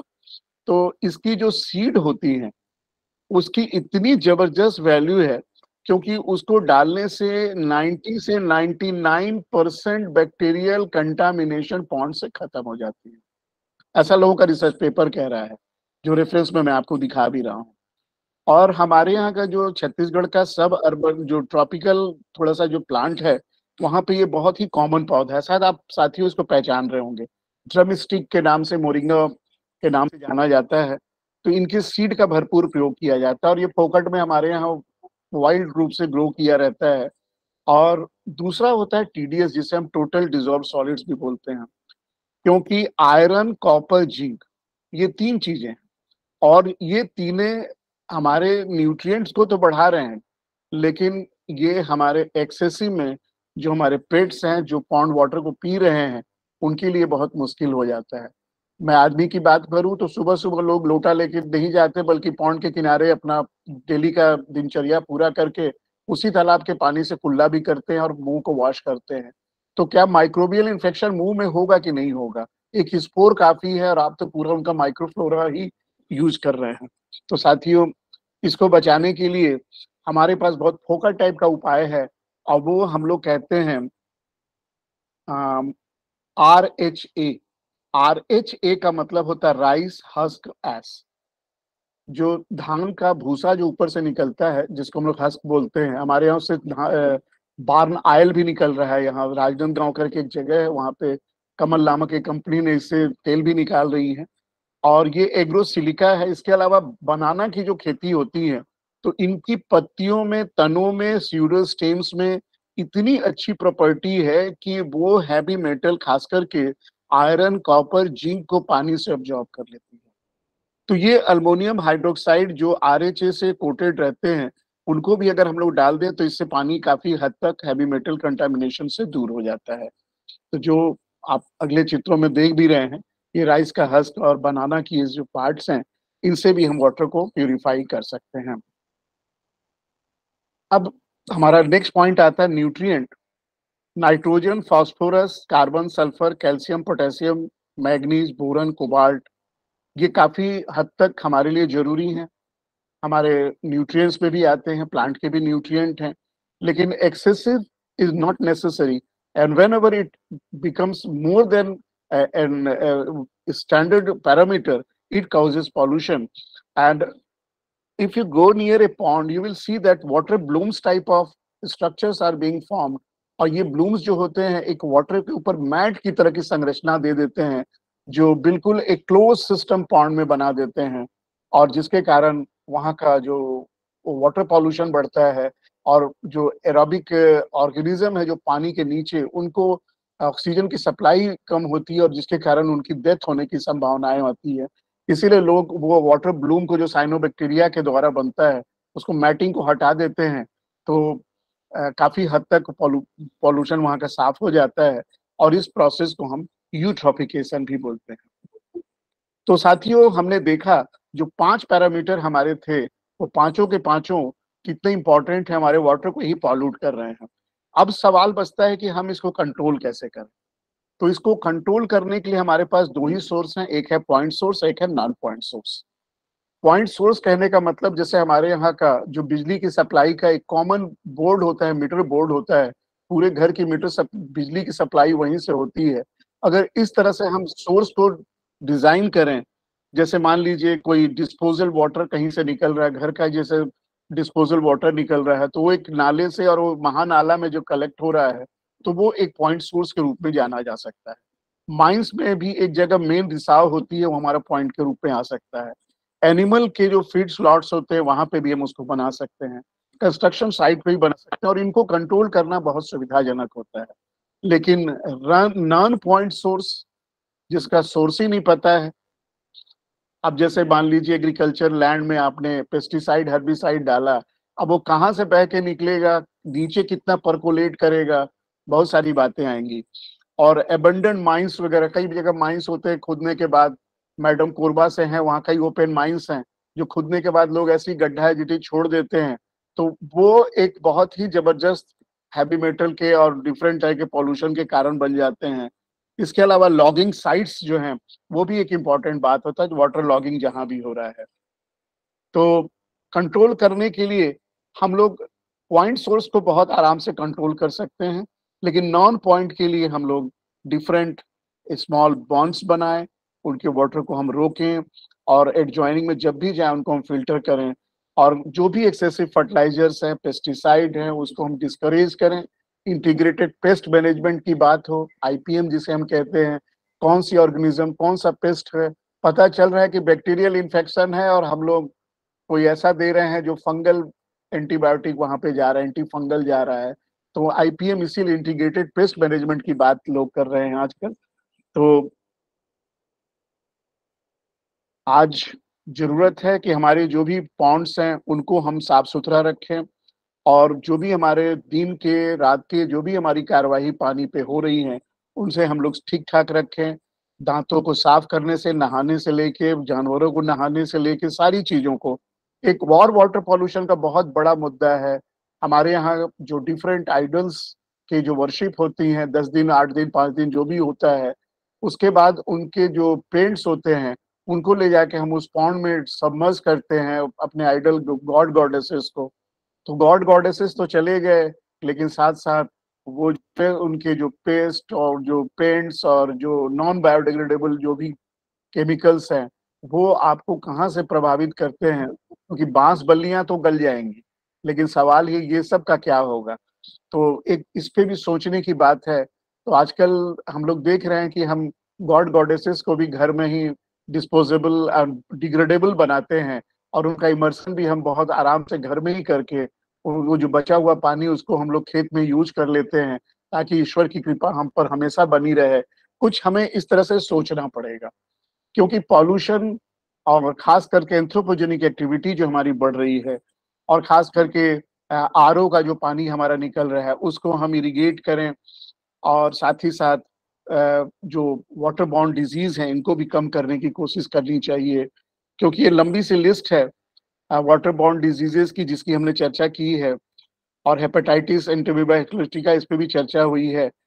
इसलिए एक मेरे दिमाग में ये प्रपोजल है कि हम अगर इस तरह से ये 7 स्टेप में किसी भी पॉन्ड के किनारे अगर एक हम डेवलप करें प्रोग्राम, तो जैसे सबसे पहला है कि पॉन्ड से हमने पानी को लिया, उसको वायर के मेश से छान दिया, और उसमें एयरेशन दिया, और कैस्केड फॉल के द्वारा ऑक्सीजन को इंट्रोड्यूस किया, और उसको हम मोरिंगा लीफ वगैरह जैसे चीजों से फ्लोकुलेशन कराते हैं।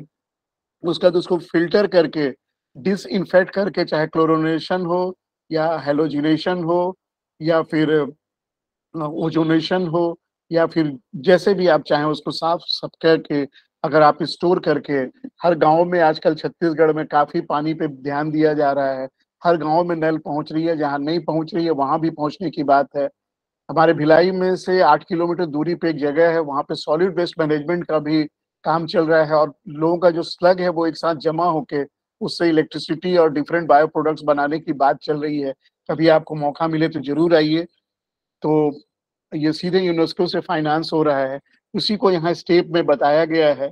और मैं आपको ही कहूंगा कि जब ये फ्लोकुलेशन होता है तो उसकी क्वालिटी भी कई तरह से चेंज होती है।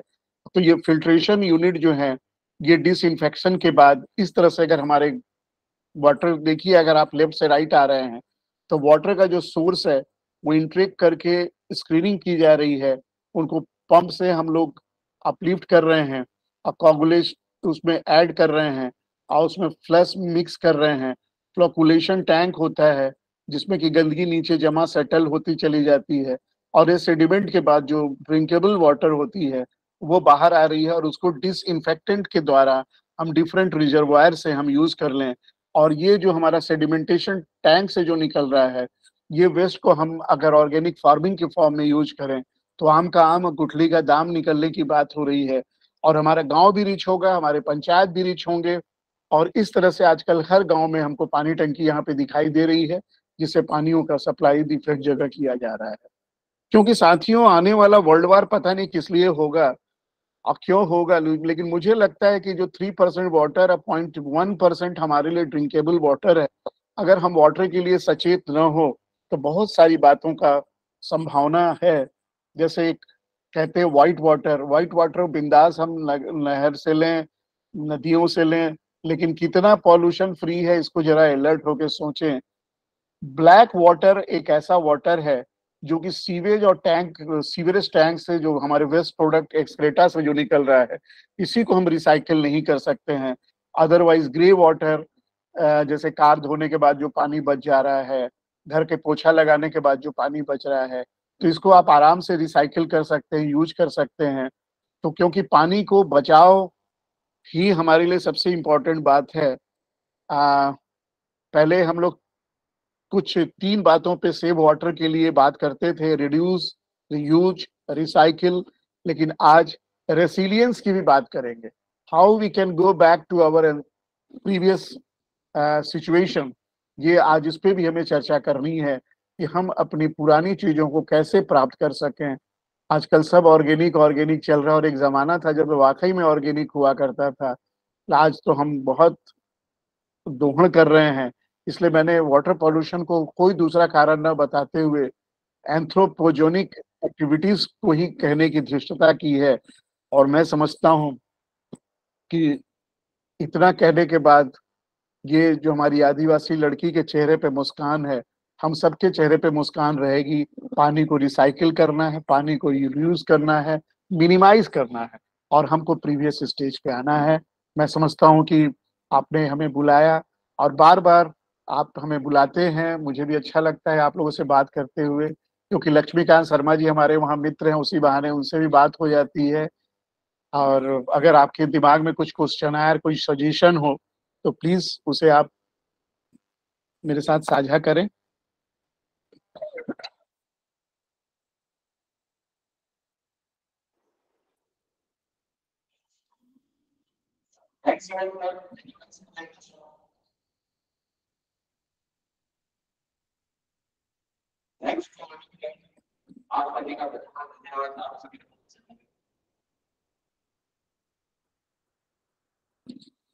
मुझे अच्छा, आप लोगों ने बहुत अच्छी अच्छी बातें लिखी, मैं चैट में देख रहा था। आप लोग सबका आभार।